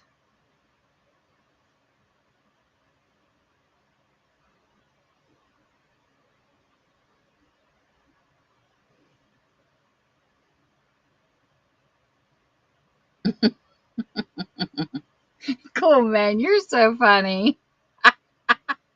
Oh, yeah. Like I have such a big spending when most of my books are posted for $1. You're hysterical. The majority are, except hardbacks. Of course, I go a little higher on those because they last longer. You're so funny. Oh, you like Stephen King too, Brainy? I've only read a couple of his. Pet Cemetery was my favorite, and I read It the Clown. Oh gosh, I hate clowns, but I did read it, and it was good. But I think in both senses, the books were definitely better than the movies. And I seriously had a neighbor who had a cat that would have played a better character in Pet Cemetery. She had this gray cat that was really fluffy named Smokey with these beady eyes. And if you caked him with mud, he would have been perfect in Pet Cemetery. I didn't think the cat was scary enough in the movie compared to how they described it in the book. They didn't make it look dead enough and brought back to life.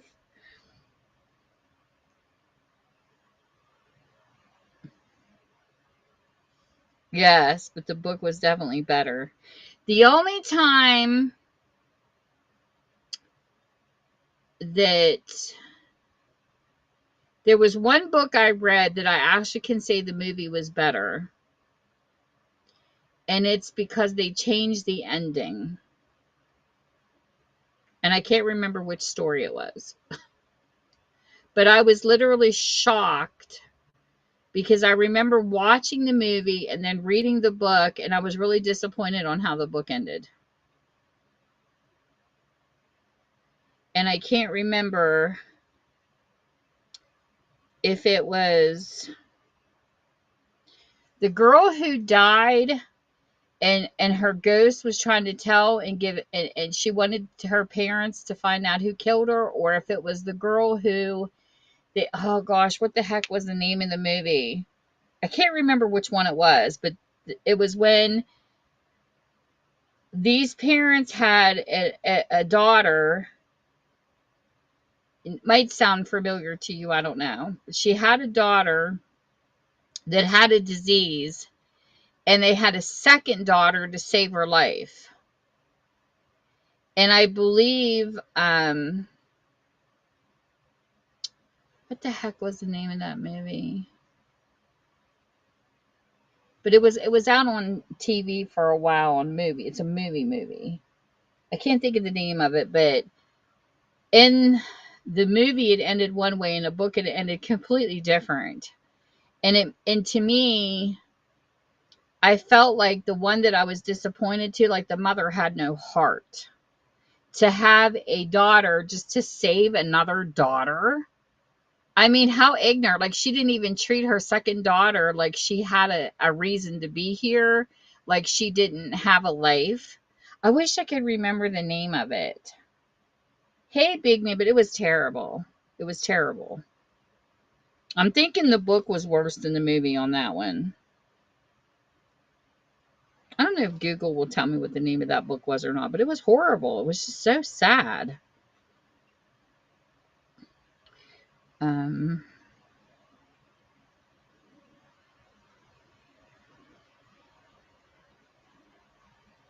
Give me a second.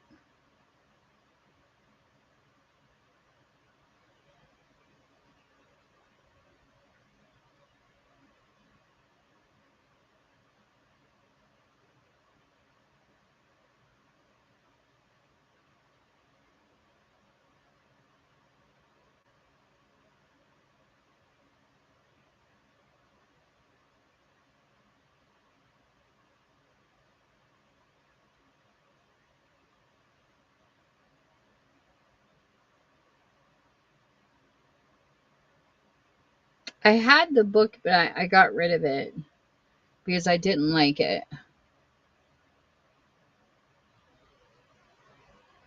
My Sister's Keeper.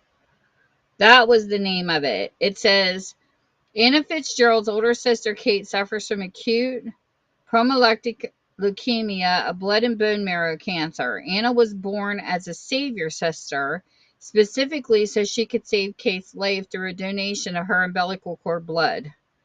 It was called My Sister's Keeper, and it was based on a true story. And I tell you what, I really hated it. It was Jodi Picoult's 2004 novel, My Sister's Keeper. Her parents genetically engineered a baby in effort to save their dying little girl. The controversial decision became the inspiration for her book. And Cameron Diaz was in it. It was just horrible because the second daughter had taste. She had sports she was in. She had a life. And it was like, oh no, you can't have that because you were only born for a specific reason. I just didn't like it. I thought it was very cold and it was awful. I did not like that story.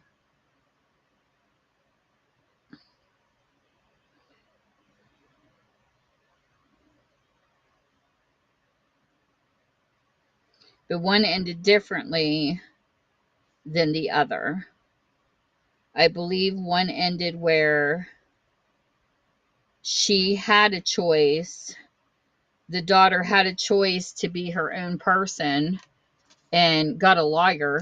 And then the other, she didn't have a choice. It was just very controversial indeed. It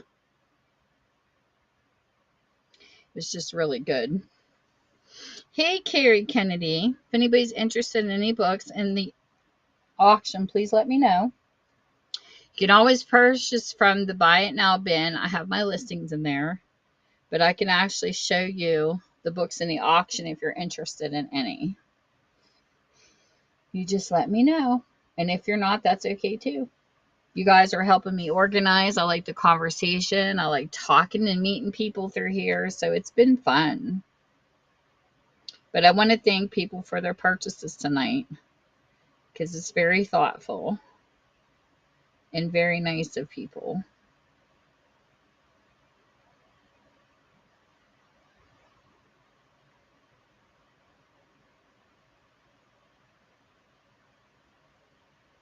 Yep, I should be. I should be listed under the used book category.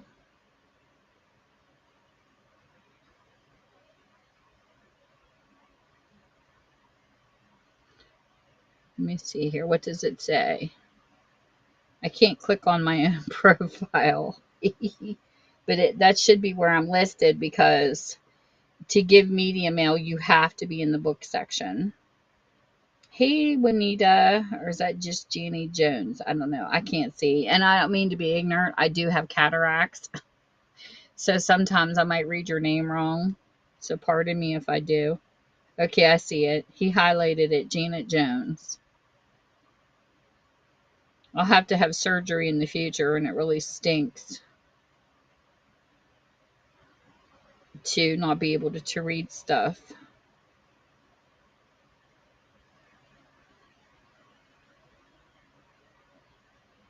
Yes, it's listed in the same place every time, so it has to be under books. Because when I upload them, each book I upload to put it into the auction says books.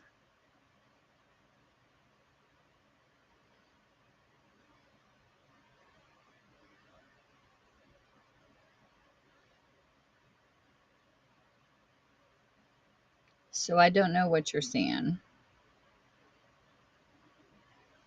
Because I've done this for months. Hold on a second. I know how to check it too. Because I have to lock it in every single time. It's probably under new and used books. Let me see.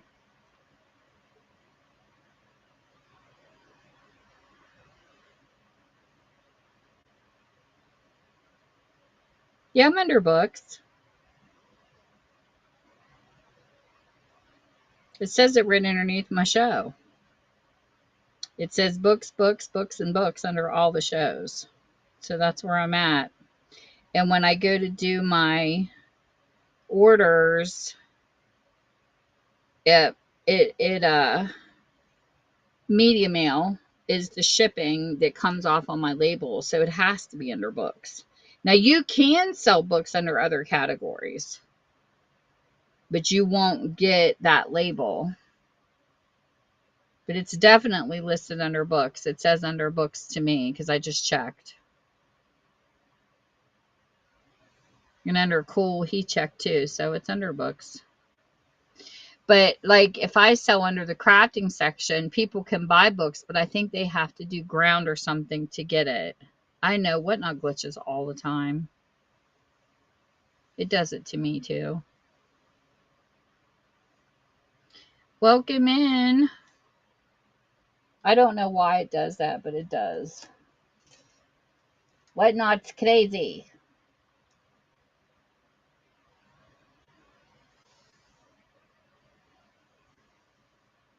But if you see anything, let me know. Yeah, I think they did move some categories around because Ephemera used to have its own category and now it's under and Whatnot. They moved it because I know the Ephemera people are not happy.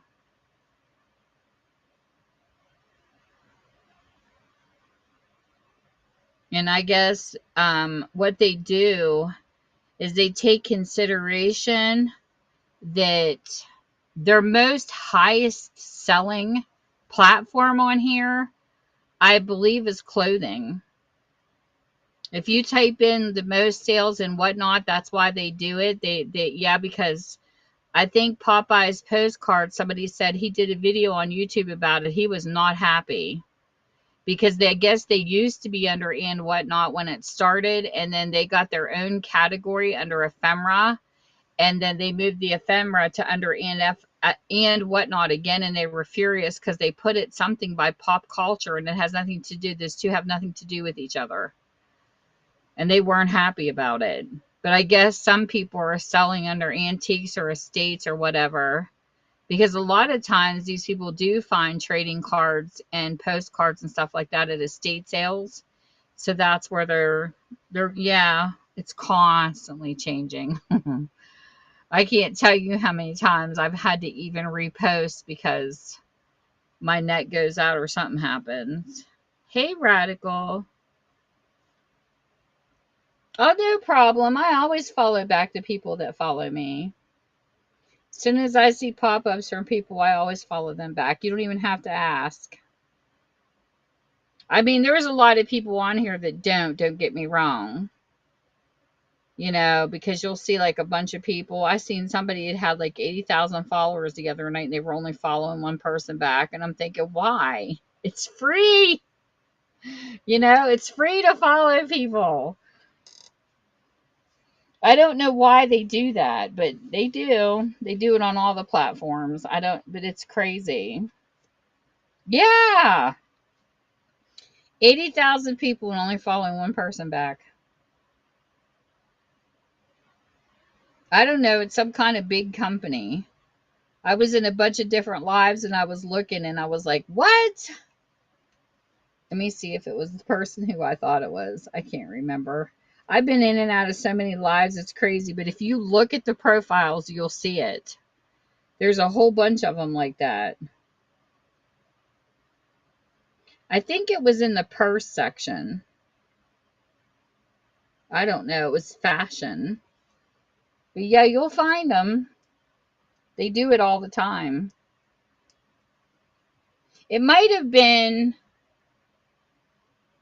oh, what the heck is his name? I was just telling somebody about him earlier. No, you can get higher on here. Somebody told me that you could only have 700 listings on here, and then I saw somebody with 1,000. And then somebody told me you could only go up to 1,000. Then I saw another seller that had 8,000 listings. And when I try to type in how many listings can you have on Whatnot, I get no answer by Google.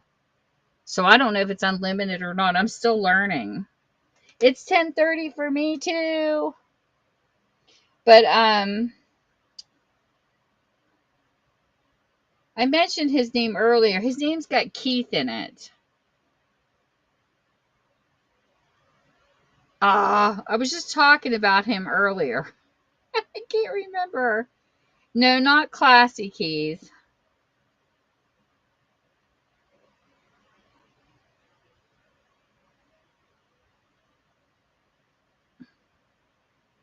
His name is Catchy, but he has like a bunch of followers, and yeah, and he only follows one person. I can't think of his name.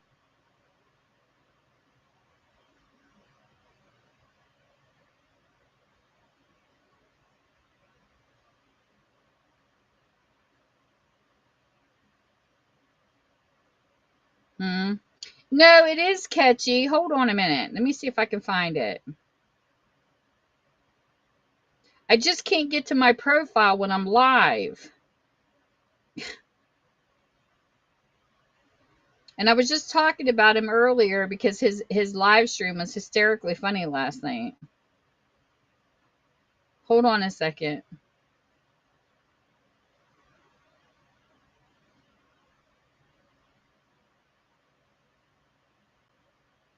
I don't know. It's really not important. I can't find him. I'd have to look when the show's over. But it's something with Keith in the center of it, and he sells fashion purses like Louis Vuitton, and he never has under a $350 bid. I'm serious. If you guys would watch his show, it's absolutely hysterically funny. He gets to laughing, and then his commenters are funny, and it's a saying, it's a catchy saying, but it says Keith instead of the original word. I just can't remember right now because I'm tired. It might be him, but it's not Classy Keith. That's not his name. That's not the name of his stream. He's Asian, but it isn't Classy Keith. It's something else.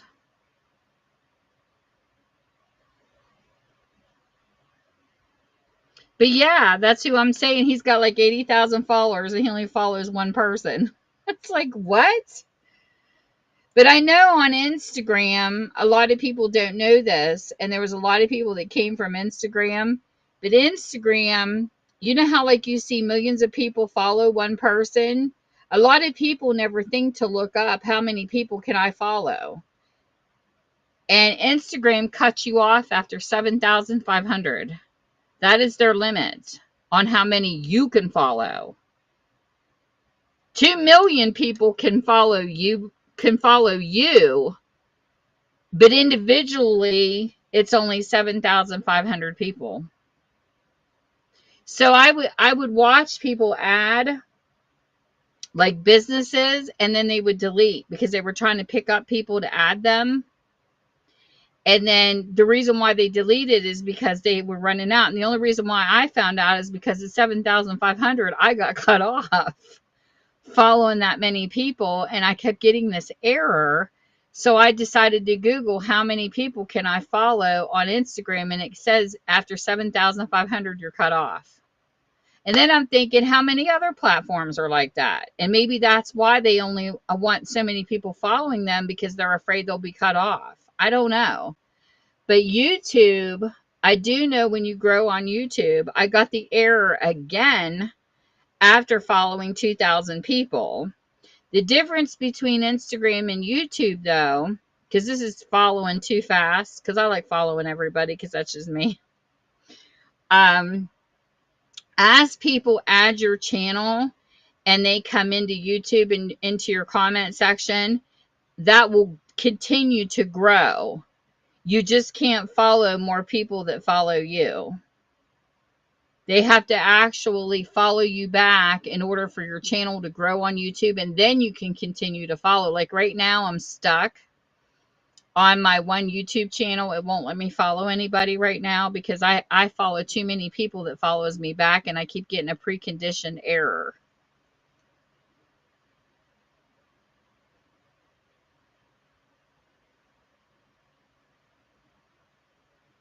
Well, thank you for your follows. Thank you, thank you. You would know where I was from if you bought a book because that's how people find out. When I send you a book, you'd have an address. Let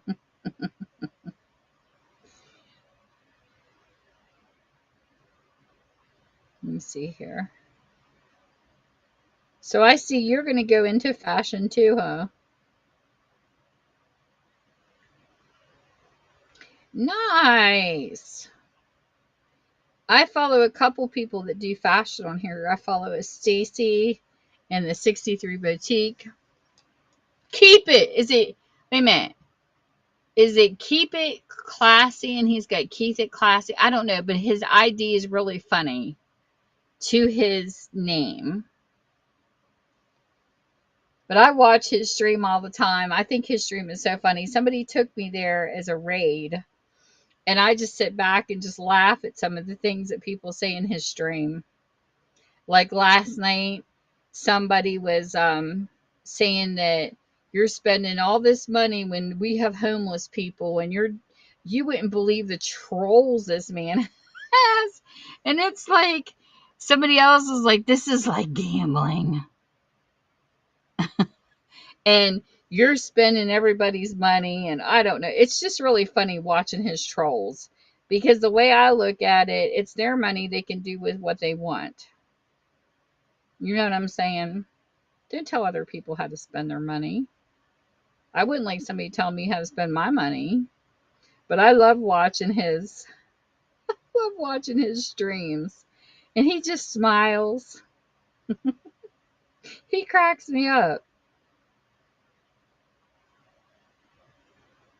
But it is cool to see the excitement in people when they win stuff. Here, I'll tell you what his name is here in a second. Because I tagged him earlier when I was in another stream of a lady that was selling a purse, and I was like, I said, you got to check him out.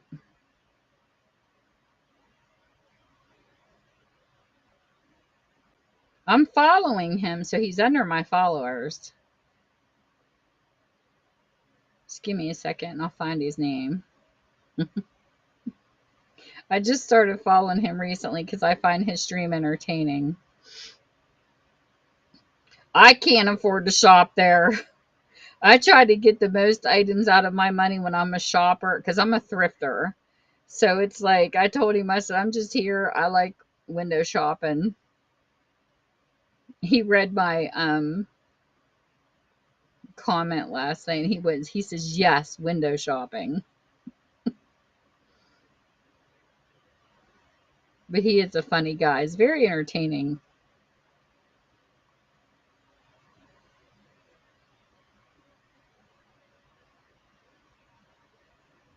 I'm scrolling. Just give me a second because I do want to share his name out because I want people to go check out his stream because it's a lot of fun to watch.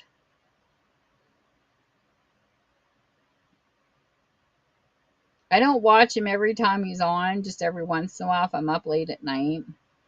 He's fun to watch when you're filling out your orders or you can't sleep or you know what I mean? Like I don't go in every time, but I love his stream because it's funny.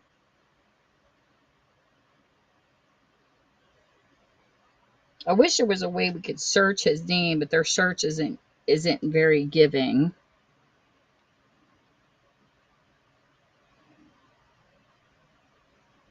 But I'm telling you, even you, cool man, if you haven't seen this man stream, it is absolutely entertaining. And it's non-stop. His stream is never dead. And all I keep thinking is, my gosh, it must be nice having all this money laying around. When these people keep bidding, and sometimes it's the same people repeatedly, and I'm thinking, oh my gosh, that's over like $700. 2 of his shows would pay off my house. Seriously. And I just think, oh my word, if I could make that kind of money to pay my house off, I'd be tickled pink. but I'll never get there. I'm not a capitalist. I'm too much of a thrifty shopper and a thrifty seller. But his Louis Vuittons are so nice. Everything's brand new with tags. I mean, he has some good stuff.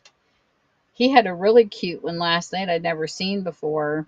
Not like I know a lot about Louis Vuitton, but it almost looked like a crafty one.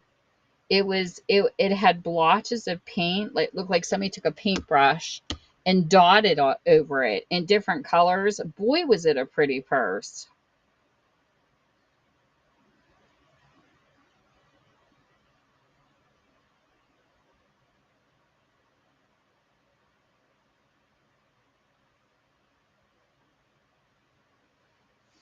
I don't know why I can't think of his name. It doesn't drive you crazy when something like that happens. But anyway, I was in 63 Boutique Street today. I said, you have got to check out. And I put his name in, and now I can't remember what it is. Talk about age.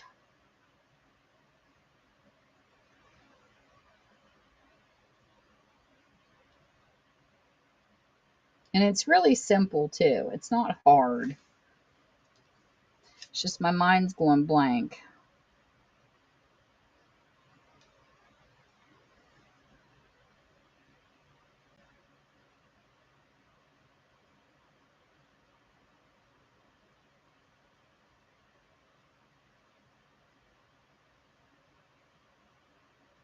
I'm still not finding even scrolling through my name.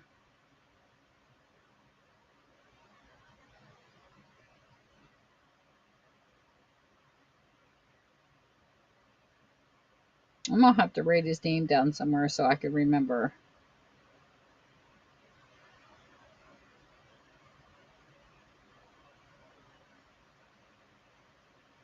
Good friend of mine ended her show, and she's like, I'm going to raid this person. And we raided him, and it was so funny because I laughed.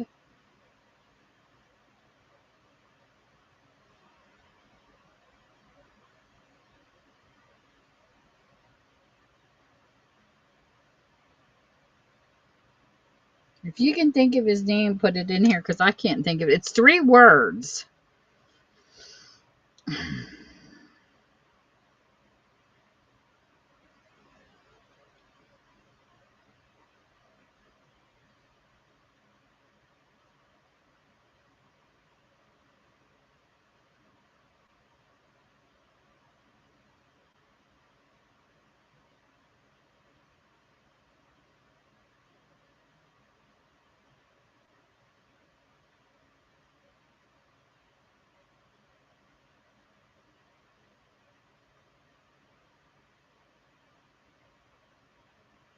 That's all it is 3 words, and I can't think of what they are.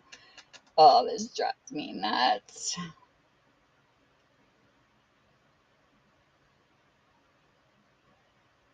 Thanks for coming in here and getting me look up this because I just can't think of it. And it's something so simple.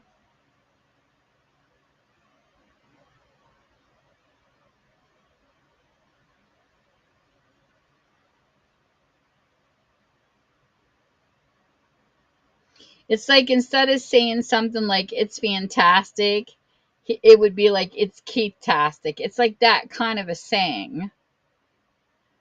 And I can't find it. I'm looking. My list is too long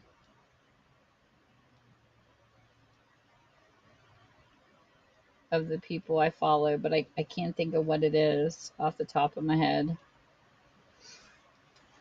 I tagged it earlier and then I forgot it.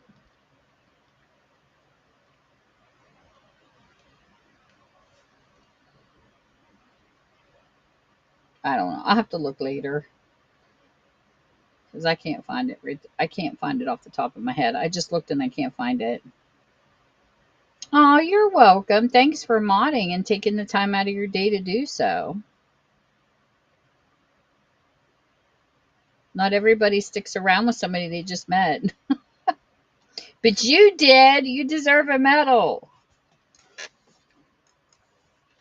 Have you ever read Intensity by Dean Koontz?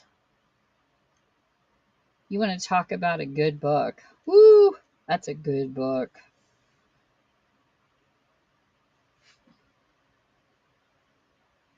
I don't know if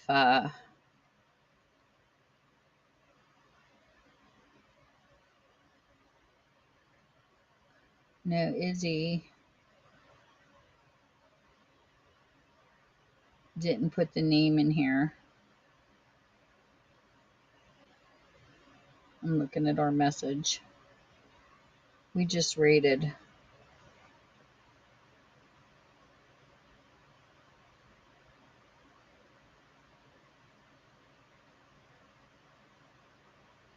I remember telling her, oh my gosh, I said, this guy's making so much money on here.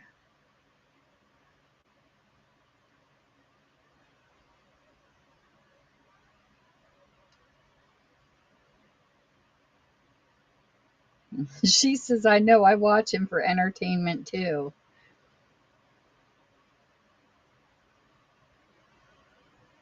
Just can't think of his name. I find his name, I'll have to send you an invite so you can come and laugh with us. Because his stream is really funny. Hey, Melinda, welcome in. If you see anything in the auction, please feel free to let me know.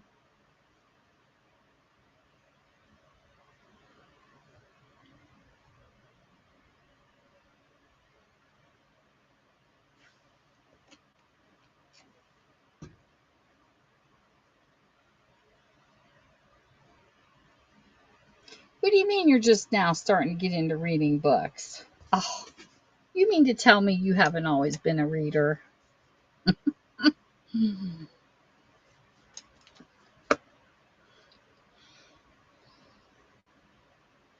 Hey, Rollin.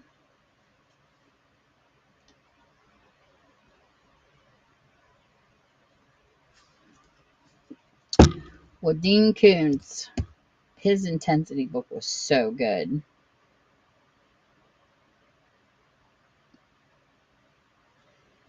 So it's just me and you. Hey, Team Rockets Hideout. Welcome, welcome. Hey, Kono.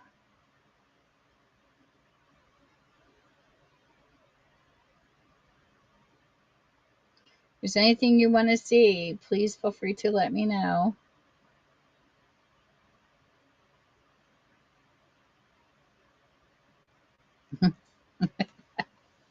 Every time I try to shut down, somebody comes in. You're welcome. If there's anything you want to see, please feel free to let me know. I have went through all the books. I know, Cole. This happens to me sometimes, though. Because you have different people coming at different times. It's like you have your nighttime people, your morning people. It's really funny. So I'm running the Dean Koontz Winter Moon. He's a good reader. I learned that he wrote under a few. Oh no, now I'm invaded by this terrible Mikey person. Maybe we should block him.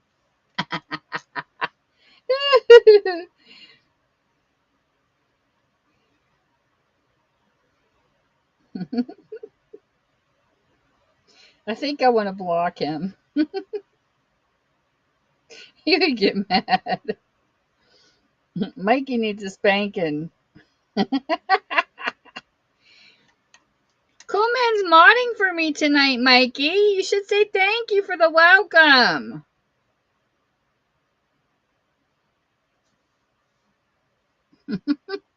He felt sorry for me and he bought some books for me.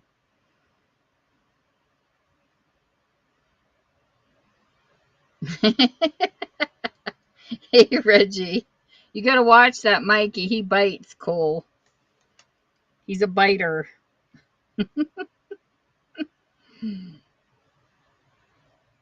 Welcome in, Reggie.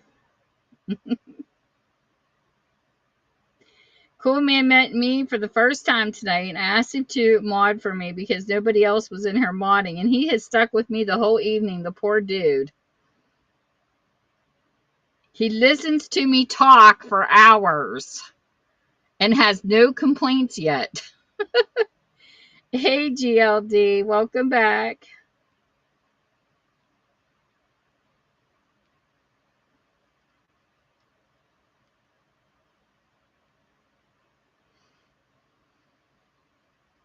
You're quite welcome. So I just ran this again. If there's anything anybody wants to see, please feel free to let me know. I'm getting ready to shut the stream down here shortly. I got to go up and take care of my poochie. I'm surprised she hasn't torn my door down yet. I took her out before I came downstairs, though. She's been a good girl.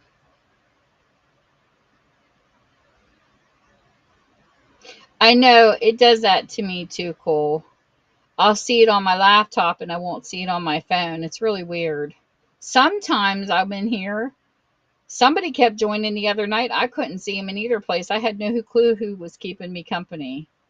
Makes you wonder if Whatnot has spies. But I couldn't for the life of me tell who it was. Mikey. Sure you will. You'll see the puppy soon, you mean? Just so you know, he's my husband. That's why I said he needs a spanking, because he bites. And when he comes home, my puppy doesn't know I exist. She's all about daddy.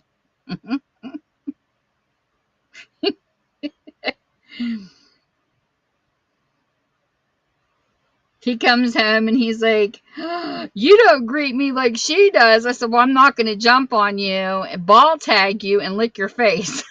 That's what she does every time. He has to guard himself. But she's a daddy's girl. It's too cute. I'll show you how much of a daddy's girl she is. I'm not kidding. She is so spoiled. Look, this is them two. She has her hand over his hand. She's wifey number one, so you know. That's wife number one. She took my place. She took my place. Wait till you see this other picture. It's so funny.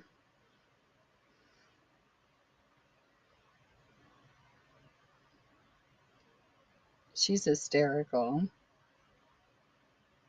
She mopes and she acts like she's so depressed. And he comes in the door. She's and running around like a puppy. She cracks me up.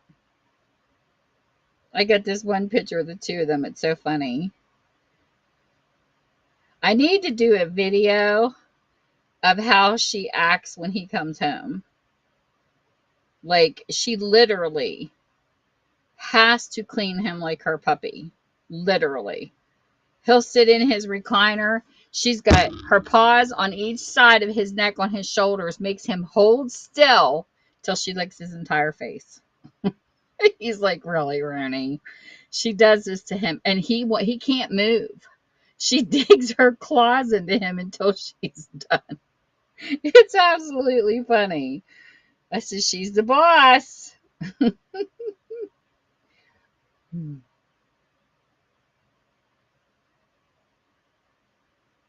Her hair gets all puffed up and she runs to the door and barks until he gets in the house. They have a ritual every single night. And like I said, I found her on Facebook. There was a guy that held her up, and I was just like, oh my gosh, I want her. So I met him in a parking lot. I had no puppy food or nothing. And I paid him $70 for her. I paid my Christmas money. So she came in here, and it was funny because I had her in my jacket to my side. And my husband looked at my face. He goes, what did you do? He could tell by looking at my face I was up to something. I said, I didn't do anything on what you're talking about. He says, what did you do to look on your face? And she started moving in my coat. And he's like, oh my God, not a dog. And then Look at him now. That's how he holds her, like a baby. And what's funny is she thinks she's a puppy and she's 60 pounds. This is them. He's her blanket. It's like every time he comes home, that's her heating pad. She is on top of him. That's what it's like in my house. But I can tell you this, though, when he did get hurt at his job, she never left his side. She's definitely a dedicated puppy. Here's another look. She's like, Mom, please stop singing. Get that face. I sing to her. This is what she does. She looks at me like, really? I love sharing her face pictures. And this is her with a T-Rex toy. When she was a puppy, that T-Rex was bigger than her. And I'll never forget when she was standing in front, I pulled that T-Rex out. She took off running. And then when she got bigger, that was like her main chew toy that outlasted all her chews. Until she has to have like the 3 and up because she chews the heck out of everything. I even have a playlist on my YouTube channel under Tammy's Passions. The Roni's something about her destroying toys, and I showed all the toys she destroyed. T-Rex made it until she ripped off one of his little hands. She ripped off one of his little hands and then she ripped off his leg. But he was like one of those kid hard plastic toys. She literally teased on him her whole puppy life.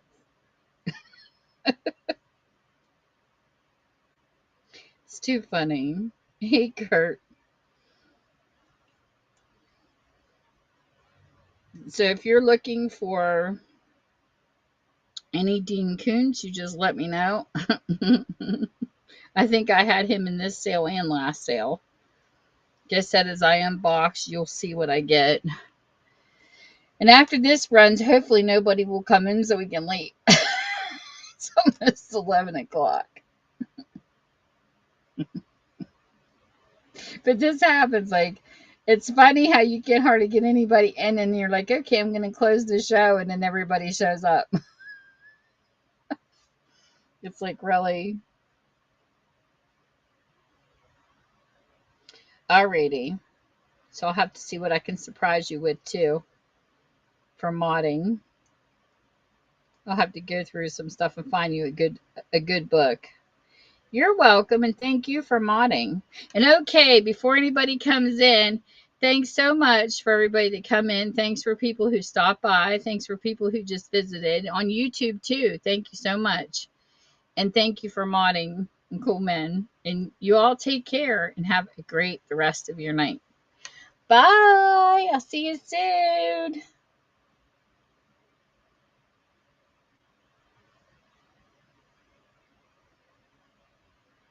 Oh, wait, we got to do a raid. Are you still here? Create a raid. Who can we raid? Let's go to Cherry Bomb Vintage.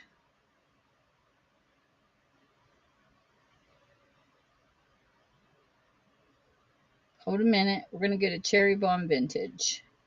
Let me get her up here first. Jen! We're getting ready to raid Cherry Bomb. Okay, I'm trying to remember how to do a raid here. Yes, I'm glad you came in. I said I could so adopt Jen as my daughter. I was talking about you. It went good. It went okay.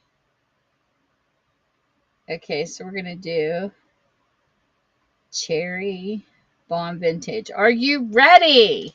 We're going to go raid Cherry Bomb. Here we go. Whee!